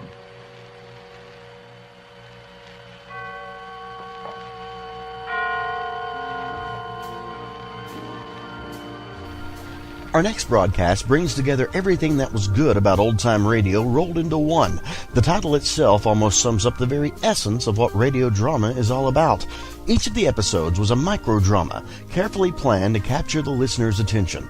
Over 200 episodes were made, and almost all of them are as good today as they were over half a century ago. For the first few years the series was on air, the announcement at the start of the show varied almost every week, but by the 1950s, it had settled down to be the now famous, tired of the everyday grind? Ever dream of a life of romantic adventure? Want to get away from it all? We offer you Escape on HOJO Radio. The everyday routine? Ever dream of a life of romantic adventure? Want to get away from it all? We offer you Escape. Escape, designed to free you from the four walls of today for a half hour of high adventure. Escape, brought to you by your Richfield gasoline dealer and the Richfield Oil Corporation of New York, marketers of Richfield gasolines with Xylene, Rich Lube all-weather motor oil, and other famous petroleum products. Look for the Richfield Eagle on the cream and blue pump.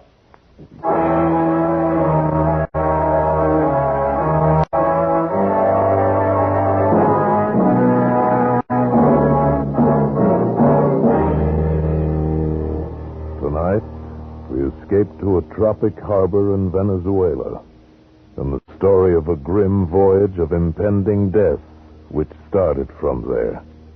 As Martin Storm tells it in his exciting story, A Shipment of Mute Fate.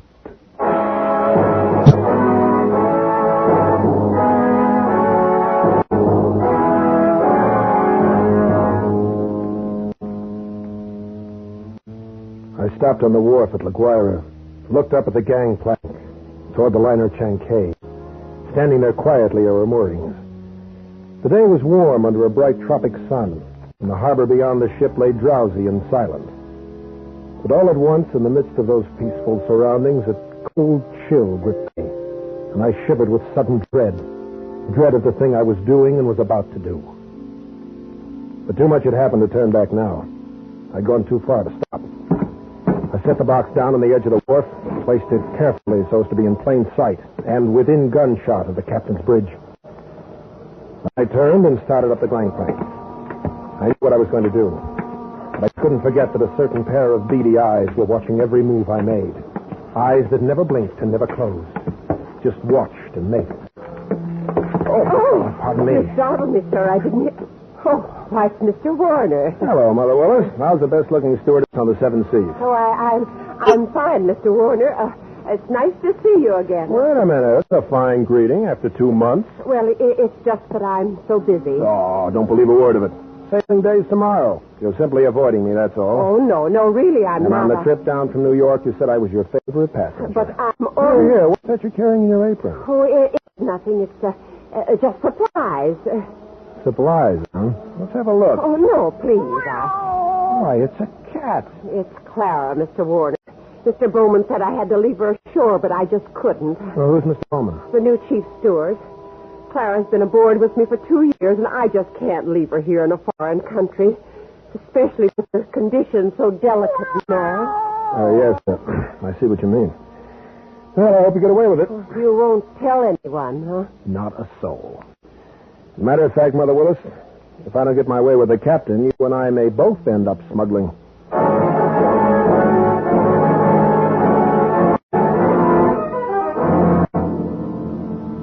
Most happy to have had you aboard on the trip down 2 months ago, Christopher.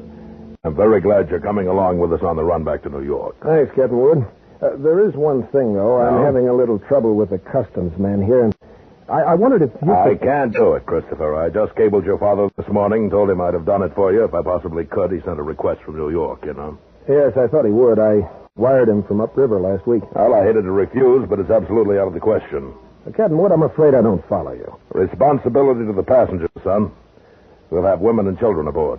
And on a liner, the safety of the passengers comes ahead of anything else. But with proper precaution. Something might happen. I don't know what, but something might. You've carried worse things, Captain. There isn't anything worse, Christopher. Any skipper afloat will bail me out. Now I simply can't take the chance. And that's final. Final. It wasn't final if I could do anything about it. I hadn't come down here to spend 2 months in that stinking back country and then be stopped on the edge of the wharf. 2 months of it. Heat, rain, insects, malaria. I'd gone clear in past the headwaters of the Orinoco. Traveled through country where every step along the jungle trail might be the last one.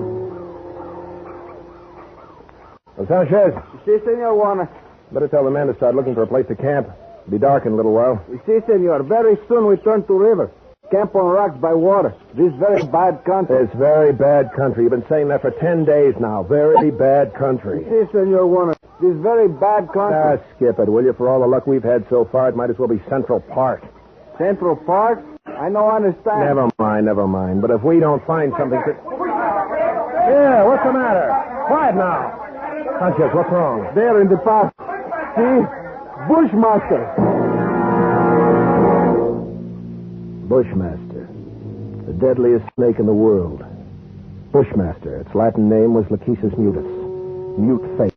It lay there in the center of the path. An 8-foot length of silent death, coiled loosely in an undulant loop, ready to strike violently at the least movement. Here was the one snake that would go after any animal that walked, or any man. It lay there and watched us, not moving, not afraid, ready for anything. A splotch of its color stood out like a horribly gaudy floor mat lying there on the brown background of the jungle, waiting for someone to step on it. Here was what I'd come 2,000 miles for. A bushmaster. Sanchez! How do you want that snake killed? He not killed, senor. He gone. Bushmaster very smart, very quick. See bullet in trying to dodge. Anyway, he's gone. The only one we've seen in 5 weeks. Oh, we find others. This very bad country. Well, lay off that gun next time. Don't shoot, you understand? Why you say no shoot? You want Bushmaster? Sure, but I want it alive. Hombre Cristo. Senor Warner, you tell me you want Bushmaster, but you don't say alive. You're getting $200 for it. For dead man, what is $200? Tomorrow we go back to Caracas. I'll make it 500, Sanchez. I catch water snake, rattlesnake, any other kind, but I no catch Bushmaster. We go back to Caracas. Sanchez, I'll give you $1,000. It cost me $1,500. But 3 days later, Sanchez brought me the snake in a rubber bag. He was shaking so hard I thought for a moment the thing had struck him. One thing you make sure, Senor Warner. No turn him loose in Venezuela. Because he know I the one who catch him. And he know where I live. All right, Sanchez, I'll keep an eye on him. Tambien, he know you put me to catch him.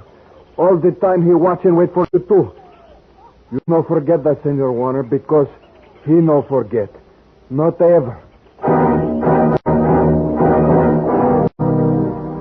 Well, after going through all that trouble and danger, I wasn't going to let a pig-headed ship's captain stop me at the last minute. At least not as long as the cables were still in operation between La Guaira and New York.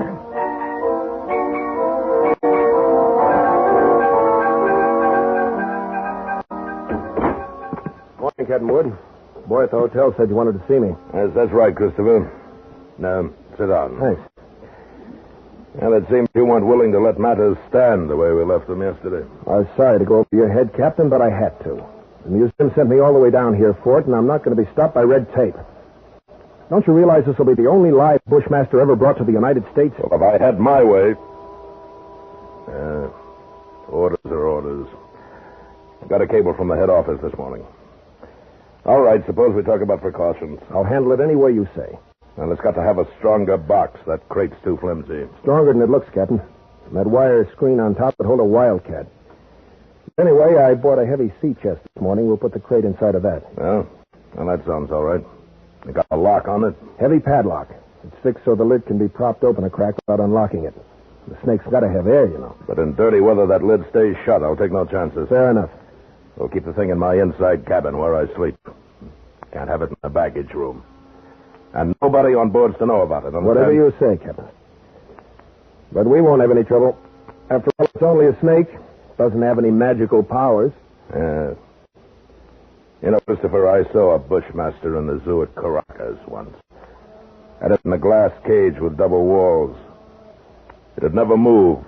Just lay there and look at you as long as you were in sight. Give a man the creeps. I didn't know they had a Bushmaster at the Caracas Zoo. They don't now. Found the glass broken one morning and the snake gone. The night watchman was dead.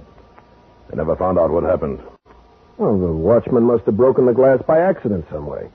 The way they figured it, the glass was broken from the inside. Be sailing 4 hours.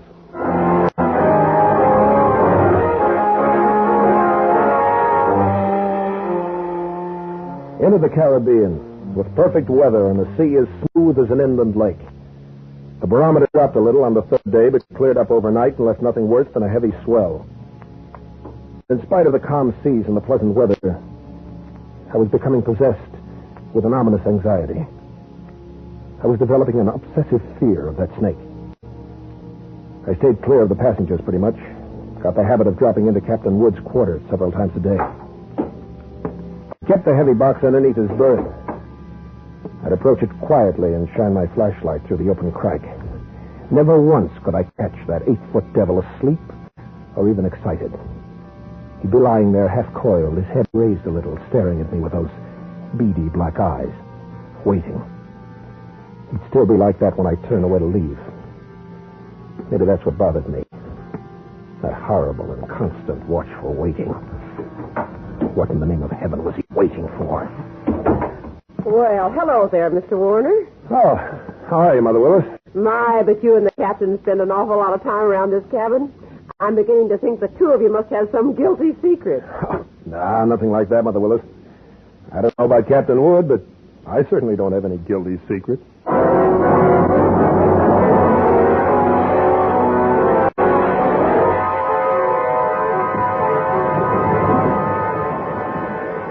Well, he's running quite a swell out there, Mr. Bowman. Yeah, it's a little heavy, all right, Mr. Warner. Guess the storm passed through to the west of us yesterday when the glass dropped. Think it missed us then, huh? Yeah, that's what the mate figures. Sure stirred up some water, though. This will put half the passengers in their bunks. Makes it great for my department. 2/3 of them want a steward to hold their heads. They'll keep Mother Willis so busy. Hey, look at the size of that wave. What? Great, you how's it now? We're going to take it on the port bow. Hang on.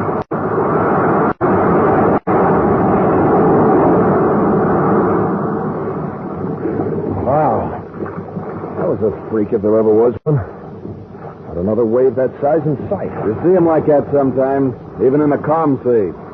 I got to get topside, Mr. Warner.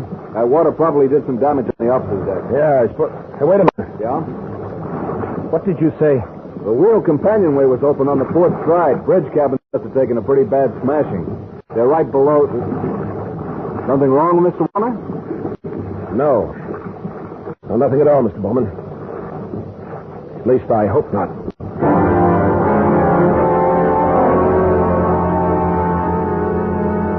Of course, I knew it was only one chance in 1,000. But the chances against that freak wave were 1 in 1,000, too. I stumbled up the companionway and along the passage to the captain's cabin. Oh, come on in, Mr. Warner. Mother Willis. Why, isn't this cabin a mess? I'm trying to get some of these things out to dry. Yeah. I just wanted to check. Where's that box that was under the captain's bunk?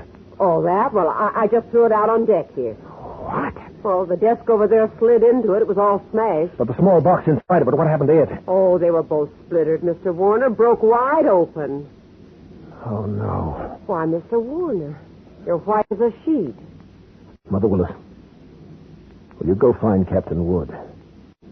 Tell him to come down here immediately. Well, of course, Mr. Warner. I'll go tell him right away. I pulled open the top drawer of the bureau beside me and took out the captain's flashlight and a loaded pistol. Mother Willis had left a mop standing by the door. I put my foot on the head of it and snapped off the handle. Every move I made turned into slow motion. I could hear my own heart beating. Slowly, I started to search the cabin. Sodden heaps of clothing were scattered around on the wet black floor. I punched at them one at a time, holding the gun cocked, the flashlight pointing along the stick. Nothing. I worked around the room, throwing the light into the dark corners. Back of the desk. Under the bunk. And wherever I turned, I could feel those cold, unblinking eyes at my back, watching and waiting. Using the stick, I pushed open the closet door and threw the light inside. Carefully, I poked at the boxes and the junk on the floor. The snake was not in the closet. Inch by inch, I covered the entire cabin. And then I realized the horrible truth. Mother Willis just told me, Christopher. Captain. So it's happened. That's right, Captain. It's happened. I see you found the gun. We'd better start searching the cabin. Captain Wood, I just finished searching. Then... women, kids, and that thing loose on board. 1,000 places to hide. Heaven help us, Christopher.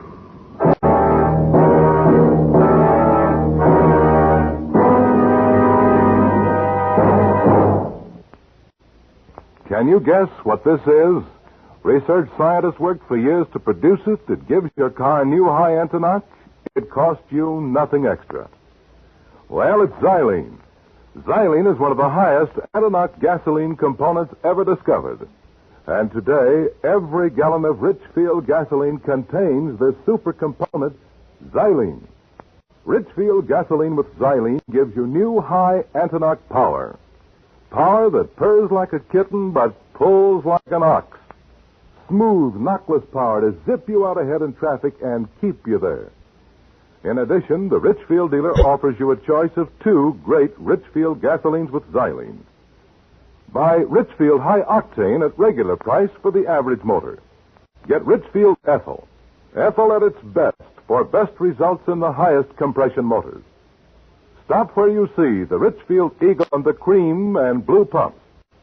Get Richfield gasoline with xylene tomorrow. And now we return you to Escape.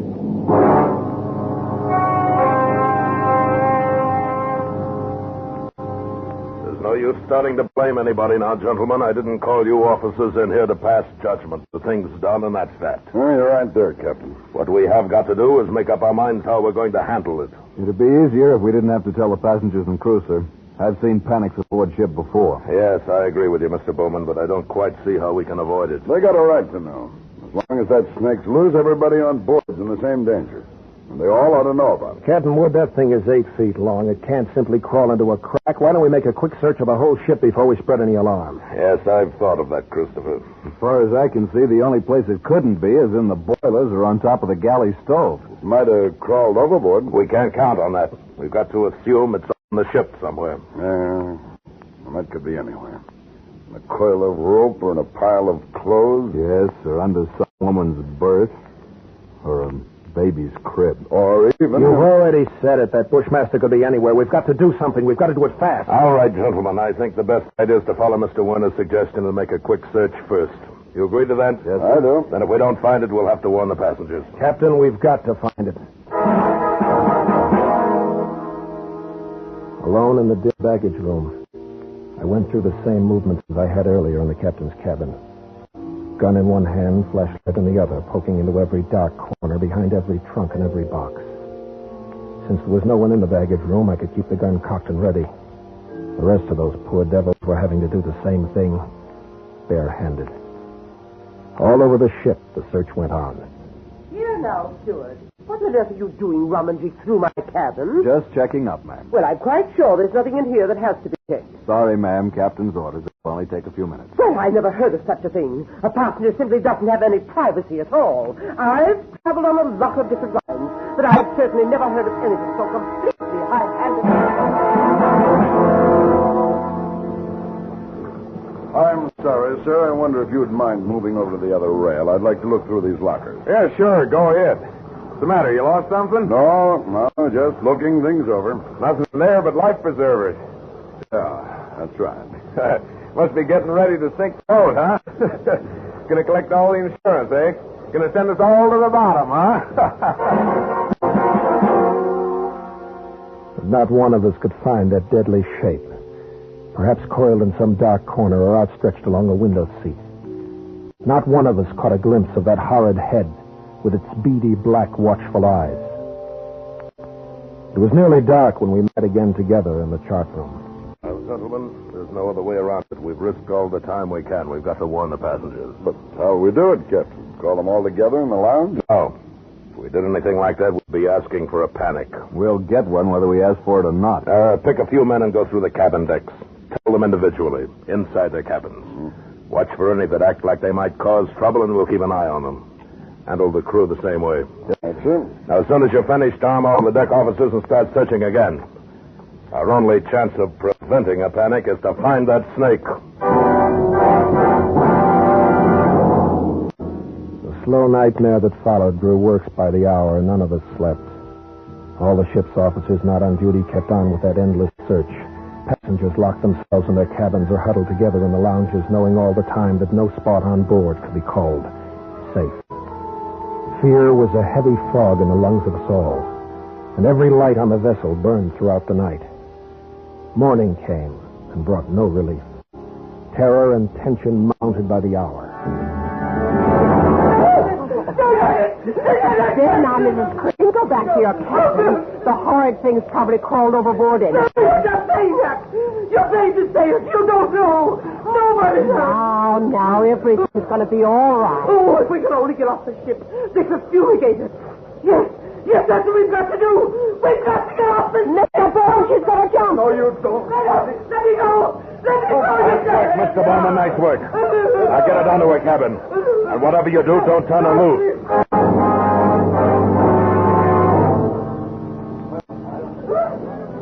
I'm telling you, you don't know where it might strike you. Well, you can't put on a coat or move a chair without risking your life. Something's got to be done.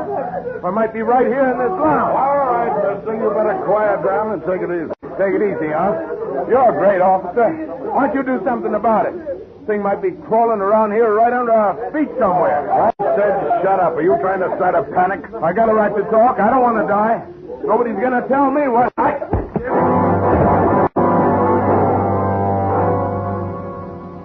The second night passed, and morning came around again. A gray and rainy day that dragged by with leaden hours. And then night came down again, the third night of the terror. Again, every light burned, and the whole ship seethed in the throes of incipient panic. Faced by a horror they'd never met on the sea before, crew and officers alike were on the verge of revolt. Passengers huddled in a trance-like stupor, ready to scream at the slightest unknown sound.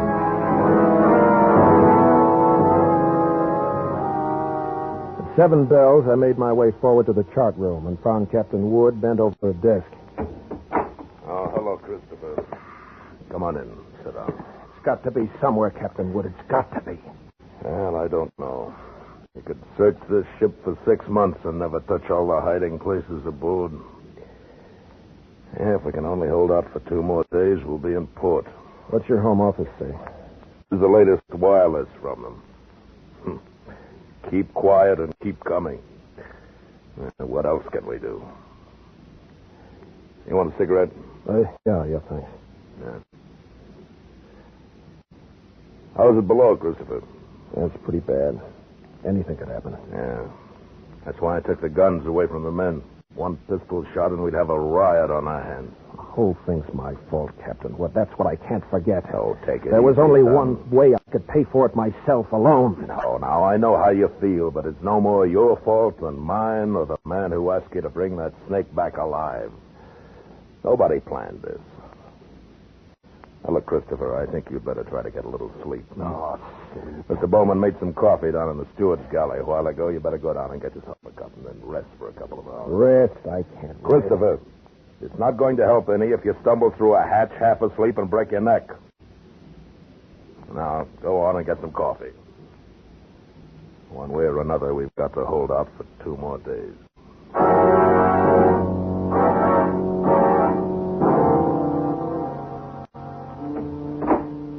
The light was on in the steward's galley. The coffee pot was standing on the stove. It was still warm, so I didn't bother to heat it. Poured out a cup, carried it over, and set it on a porcelain tabletop in the center of the room. Started to light a cigarette. The door of the pan cupboard beneath the sink was standing slightly ajar. I happened to glance toward it. I dropped the cigarette and moved slowly backward. I'd found the Bushmaster. As I moved, the snake slid out of the cupboard in a single sinuous slide and drew back into a loose coil on the galley floor, never taking his eyes off me. I backed slowly away, waiting any moment for that deadly, slithering strike. How had he known it was me? He'd stayed quiet when Bowman was here. How had he picked up the time in 5 days that I was without a gun? My hands touched the wall behind me, and I stopped in terror. The call button and the door were on the far side of the room. I backed into a dead end. I stared at the snake in fascination, expecting any moment the ripping slash of those poison fangs. The lethal coils tightened a little, then were still again. 10 million years of evolution to produce this moment. Homo sapiens versus Lethesus mutus. A man against mute fate. And all the odds were on fate. I knew then that I was going to die. I could feel the sweat run down between the wall and the palms of my hands pressing against it.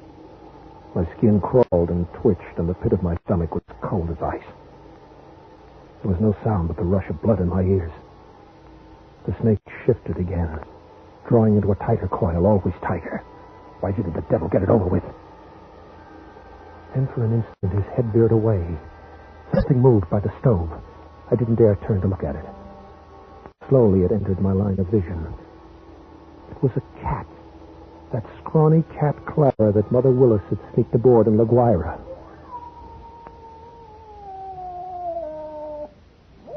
Its back was arched, and every hair stood on end. It moved stiff-legged now, walking in a half-circle around the snake. The bushmaster moved slowly and kept watching the cat. He tightened. He was going to strike at any second. He struck and missed. The cat was barely out of reach. Now she was walking back and forth again. She was asking to die. Missed again by a fraction of an inch. He was striking now without even going into full coil. Missed again and again, always missing by the barest margin. Each time the cat danced barely out of reach, and each time she countered with one precise pat of a dainty paw, bracing her skinny frame on 3 stiff legs. And then suddenly I realized what she was doing. The bushmaster was tiring, and one strike was just an instant slow, but in that split second, sharp claws raked across the evil head and ripped out both the lidless eyes. The cat has deliberately blinded the snake. He didn't bother to coil now, but slid after her in a fury, striking wildly but always missing, and every strike was a little slower than the last one. Until finally, as the snake's neck stretched out at the end of the strike, the cat made one leap and sank her razor-sharp teeth just back of the ugly head, sank him until they crunched bone. With tooth and claw she clung as the monstrous snake flailed and lashed on the floor, striving to get those hideous coils around her, trying to break her hold to shake off the slow and certain paralyzing death that gradually crept over him, and at last stilled his struggles forever. I took a deep breath, the first in minutes. Cat lay on her side on the floor, panting, resting from the fight just over. Well, she had a right to rest. That mangy, brave, beautiful alley cat had just saved my life, and maybe others as well. But as I turned toward the stove, I suddenly became very humble. And I knew all at once what a small thing a human being really is. There were 3 reasons why that cat had fought and killed the world's deadliest snake. And those 3 reasons came tottering out from under the stove on shaky little legs. 3 kittens with their eyes bright with wonder, and their tails stiff as pokers. Up on the decks, hundreds of passengers were waiting for the news that the days and nights of terror were ended. Well, they could wait a little longer. I pulled open the doors of the cabinet and found a can of milk in a saucer. Then I dropped down on my knees on the floor of the galley.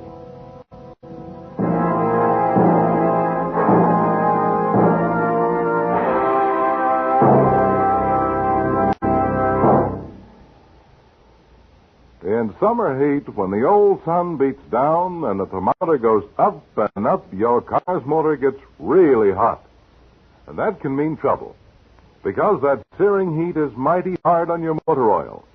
In summertime especially, you need protection of oil that holds its body under the toughest driving conditions. You need Rich Lube all-weather motor oil. Rich Lube is refined 100% from the costliest Pennsylvania crude obtainable. Rich Lube is tough. It protects your motor by drawing excess heat away from moving parts and by its great lubricating qualities. Moreover, it contains special chemicals that combat carbon and harmful deposits. It cleans your motor as you drive. So get real motor protection this summer. Ask the Richfield gasoline dealer to change your oil to Rich Lube, all-weather motor oil. Keep your motor clean. Keep your motor young.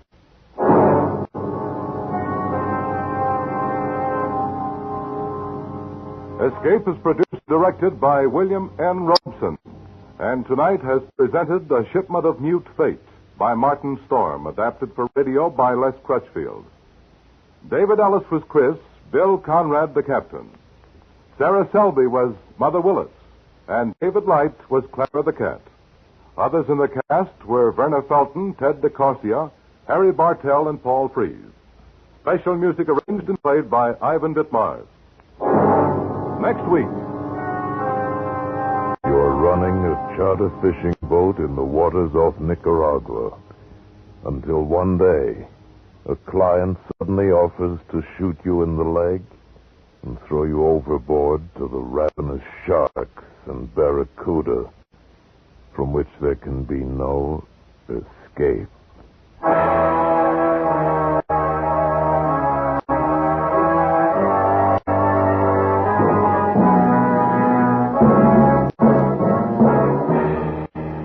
Next week at this time, the Richfield Oil Corporation of New York invites you to escape to Central America with a story speaking over CBS, the Columbia Broadcasting System.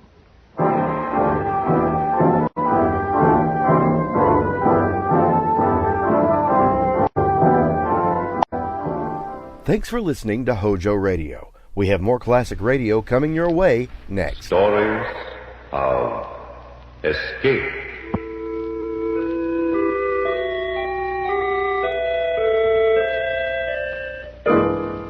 Escape. To get away as by flight. To break away, get free, or get clear from or out of detention, danger, or the like. To avoid or elude a threatened ill. To miss imminent pain, punishment, or misfortune. To issue from confinement or enclosure. Escape. Each week at this time, the National Broadcasting Company presents Escape. Stories of deliverance from evil. Drama of both fiction and real life. Stories of men and women who, by their own actions, thoughts, and deeds, win their fight to escape. Tonight, Escape from Autumn.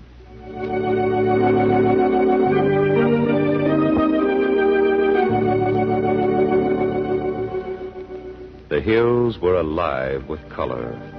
From every slope, tapestries of gold and amber, fiery red and waning greens were bathed in the reflected glory of the setting autumn sun. Old Hank Morton leaned on the sprawling pile of rounded rocks that had once formed a boundary line between his land and that of his neighbor, James Evans. The day was almost over, and the slanting rays of sunlight caught the gray and brown stubble on his face with their glistening light. Old Hank was thinking, and anyone could have told that he didn't much relish his late afternoon thoughts. Hank's face was a barometer for his mind. Today, he was worried. Worried as he sensed the end of summer, thinking, it ain't right, that's all. Just don't seem to be right. Of course, I suppose I'm being selfish and all that. But when a man's done all he could, and done pretty well according to most standards, I figure he ought to be able to have some say in a matter as important as this is. It's like a man's own flesh and blood was being taken from him, and it doesn't... Uncle Hank, guess what? Just guess. Here, now, hold on there, young'un. Now, hold on. Dick Mason's daddy is back home from war. He's come back for good. Well, now, that must make Dick feel pretty good, huh? Yeah. He was at school today. Dick's father, I mean. And he talked to us in assembly. Was awfully exciting. All about... Well, was he all right? Not hurt, I mean? Well, he had a cane. Limped a little. But he said he'd manage all right. He's a real hero. Gee, Dick's a lucky fella. Well, how do you mean, Penny? Having his father back home again. Gosh, I wish... Uncle Hank. Yes? When do you think... I know what you're going to ask me, Penny. Will it be for much longer? Well, I hope not, youngster. You've been a brave boy for a long, long time. I've missed him, Uncle Hank. Well, of course you have. Me, too. But nothing we can do about it, is there? Nope. Uncle Hank, what's the trouble? Trouble? Oh, what do you mean, Penny? I don't know. You seem so funny. Not like you were all summer, but sort of solemn. Are you mad at me? Oh, heavens, no. Whatever gave you that idea, boy? Now, you get along with you now before I decide to exercise a little discipline now. I'm going. Hurry up with your chores, Uncle Hank. I'm hungry.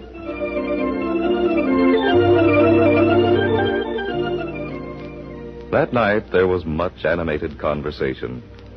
Penny's first day at school provided more than enough after-supper talk until bedtime came along. And Hank was careful to listen with more than his usual attentiveness, careful to laugh and be gay when the occasion demanded.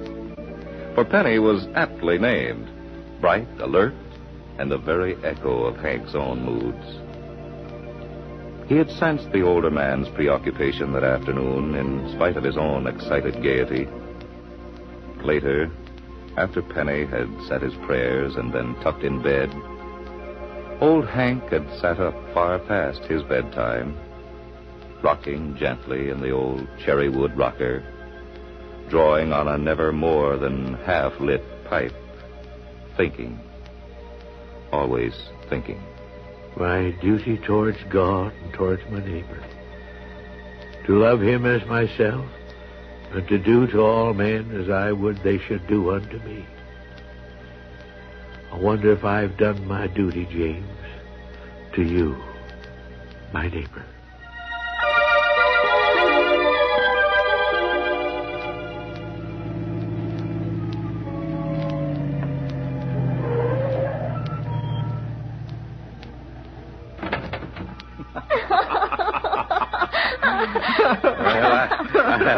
I guess you're James and Ellen Evans, huh? Well, I'm your neighbor, Hank Morton. Oh, we're glad to meet you, sir. Yes. Here, now. None of that church stuff. We're going to be neighbors, not distant acquaintances. Oh, well, sorry. I didn't mean to. You see, Hank, we're newlyweds. Yeah, I know you are. And I don't aim to butt in, neither. But I just had to say hello and welcome you to our hills. I'm a bachelor myself, but if there's anything you need or want, just ask me. I've lived all my life here, and I love it. And I want you folks to love your new home as much as I do. That's all. Thank you, Hank. I know we shall. And you're going to be our very first friend. Yes, sir. Or, I mean, Hank. And thanks for greeting us like this. It's swell.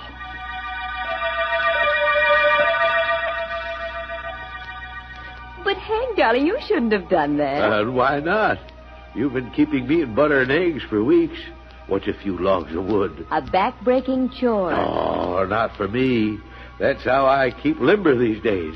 When the time comes that I can't split a cord of wood, well, I'll know that I'm done for. Oh, you're a dear. Tell you what, first fire we make, you're going to share it with us. I hoped you'd say that, Ellen. I was aiming for an invitation, and I'm going to accept. Oh, well, that is if you're sure James won't be too jealous. Oh, Hank, you're wonderful.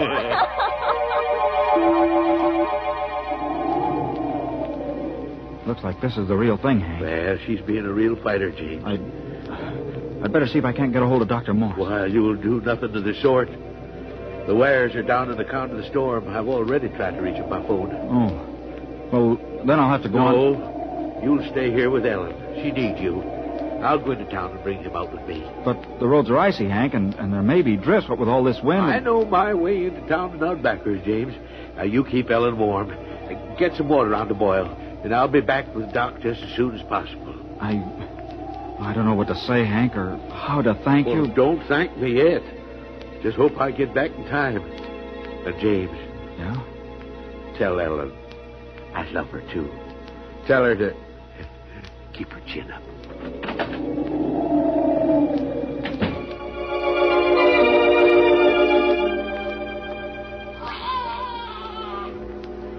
Thank God. In time.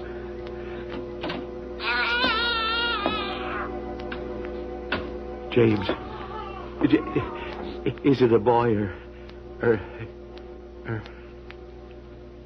It's all over. A boy. Here, sit down. You look as though You needed a doctor. A boy, huh? It's all over. A boy.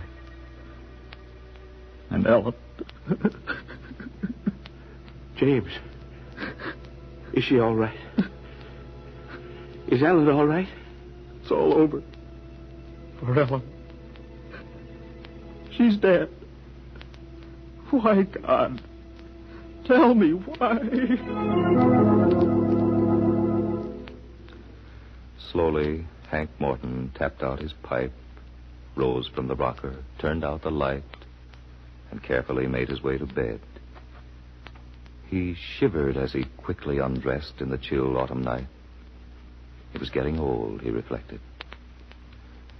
If only he could stop thinking about James and Ellen, gone so soon, long before her time, and Penny, but mostly about James, his neighbor. Oh, sure, I could appeal it, of course, Hank, but I couldn't do that, not and stay honest with myself. Well, I know how you feel, yes. I wish I was a little younger, that's all. Oh, you did your share in the last scrap. Now, it's my turn now, and I don't mean to skip it. Well, you have to be true to yourself, James. If you believe in what you're going to do, go ahead and do it. But what about Penny? Well, if he were any older, I'd fight to stay home and bring him up right, but, well, he's just a kid, and maybe this won't mean too much heartache now. Penny's got a lot of spring and bounce. Don't you worry about him, James. Besides, I wanted to talk to you about that, Hank. It doesn't seem right that you should be burdening yourself with bringing up a youngster while I'm in service. Oh, don't seem right, eh? And who could do it any better? Oh, whoa, now I didn't mean Well, to... who's been teaching them to fish and heist to sail in the Sound? Who's been giving them little odds and ends of chores so that he can make himself useful around the place, huh? Well, I'm sorry, Hank. I'm not ungrateful. Well, I only wanted you to know You send that boy to any relatives, and I'll... heck.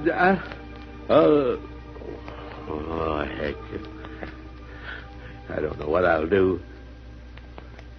Besides, maybe I'm being presumptuous, James, but I think Ellen would want him to grow up here, right at home, where he first saw daylight. You've made me very happy, Hank. I know what Ellen would have wanted. Now that I know you want it that way, too, that's how it'll be. Thank God for you, neighbor.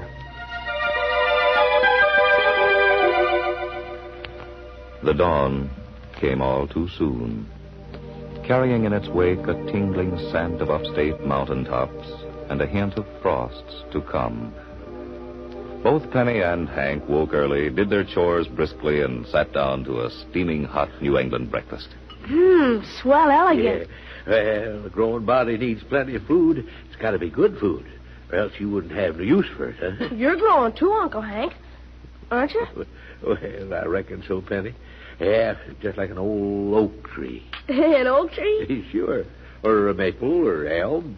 Well, any kind of tree you want to name. Oh, you're kidding, Uncle Hank. Oh, no, sirree, Bob, I'm not, no. How does it feel to be as old as you are? Do you really think I'm old? Well, not exactly. But you're lots older than I am. Yeah, I reckon I am. Yeah. Well, but that don't make us any less friends, does it? No, sirree. Next to my daddy, you're the only person I really like.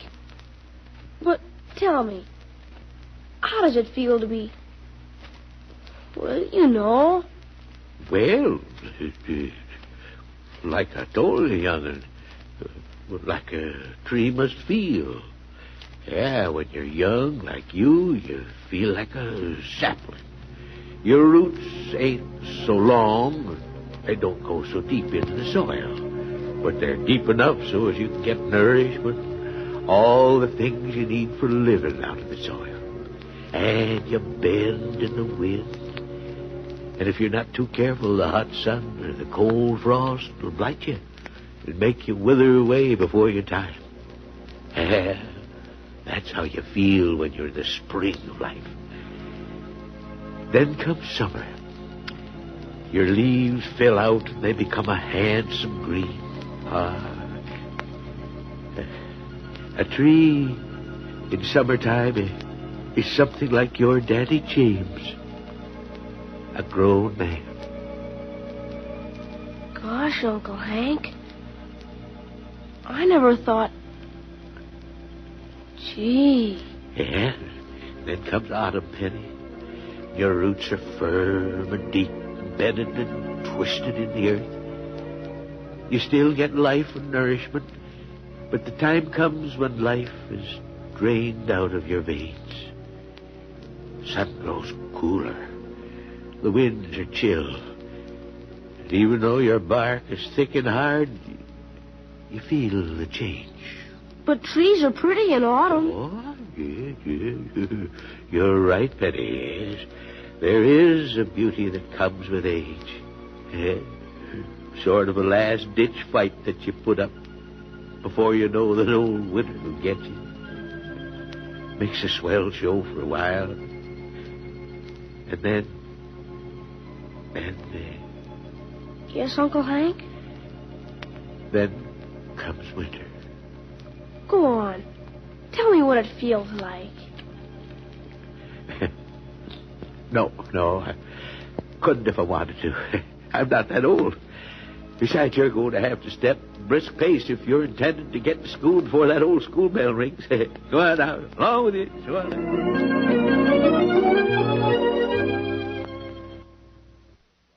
The sun was rising higher in the heavens. Outside was peace, contentment, and rich fulfillment in harvest. But inside the house it was much darker. Penny had gone to school. Old Hank sat quietly at the breakfast table, thinking again. His gnarled fingers reached into one of the pockets of the tattered old vest, which he seldom went without. They clutched a crumpled piece of paper, well read, only a few days old, but so well memorized he could almost hear the words coming from James' lips.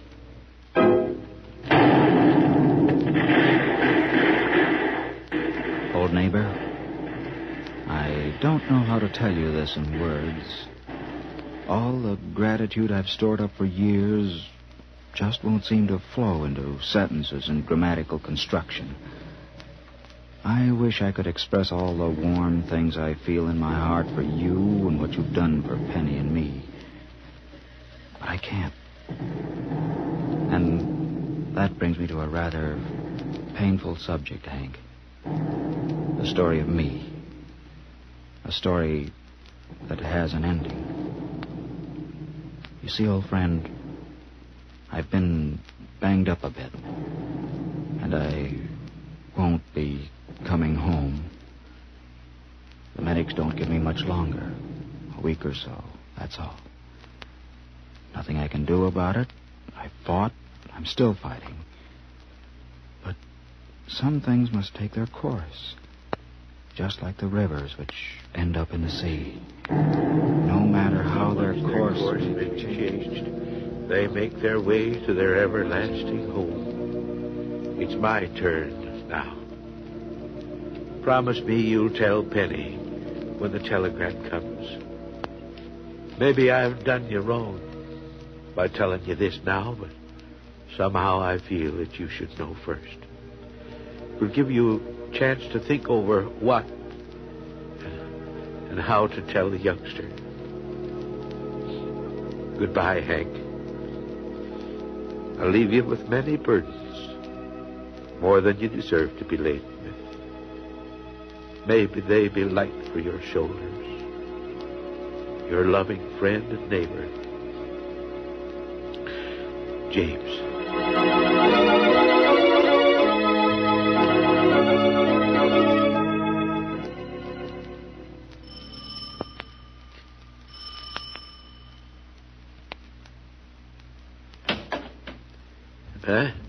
Oh. Hello, Elmer. Morning, Hank. Yeah, fine day.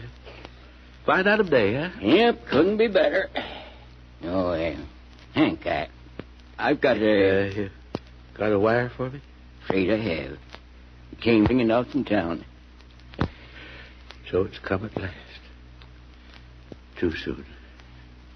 Ain't you going to open it? Huh? Oh, well, no, Elmer. Not yet a while, no. I know what it says. I'm sorry. Awful sorry, Hank. Yeah, me too.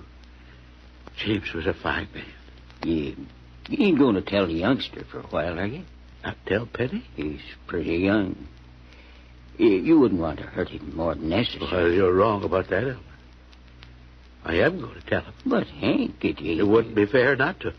Neither to James nor to Penny. You think it's wise, Hank? It's the only thing to do, Elmer. The thing is, well, how to do it.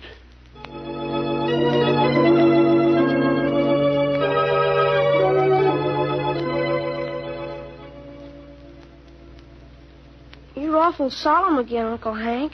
Oh, am I, Penny? Yeah. Please. I wish there was something I could do to make you cheer up. Oh, there, now, I'm sorry, young'un. It's the coming of winter, I guess. Hey, that reminds me, too. Never did finish that story of mine about growing old like a tree, did I? Nope. Well, I guess I will now. Yeah. You see, Penny, there are times when my story don't hold good. You see, sometimes a man has more than one job to do here on Earth. Maybe two big jobs. He finishes one, and God says, that's enough. The man's done his share. Maybe the other job is left undone, but there's always someone else to tend to it as part of his own job. Sometimes, too, the forest gets a little overcrowded. Some trees die so that others can reach the light, grow, live. That's the thing about winter, Penny. Sometimes it comes in a man's prime. I understand. Do you, boy? Are you sure? Yes, Uncle Hank. A telegram came today. What? Where from? Who sent it? Here, young. I haven't opened it. Maybe you'd better do it for me. All right. The War Department regrets. Oh, Uncle Hank. It's Daddy. James. He's gone. Yes, son, yes. You see, it's like I was telling you. Sometimes a man's job is done in his prime. Sometimes, when he goes, a little more light of the sun shines on those of us left behind. A little more life for us.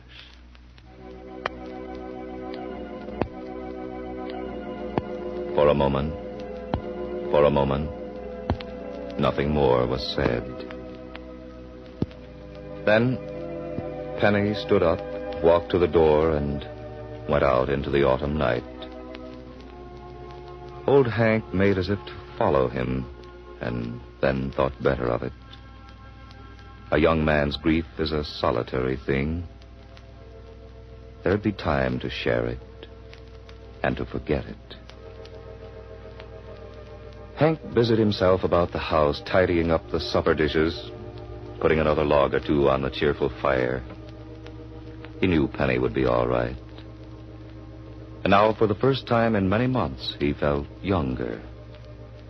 His new burdens had overthrown the nagging load of the autumn of old age.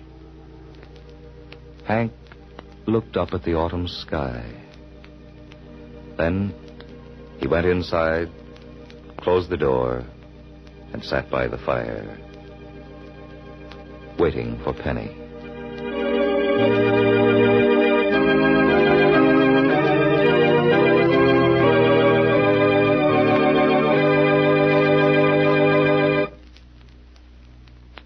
You have heard Escape from Autumn, written by Alan M. Fishburne and directed by Norman Felton.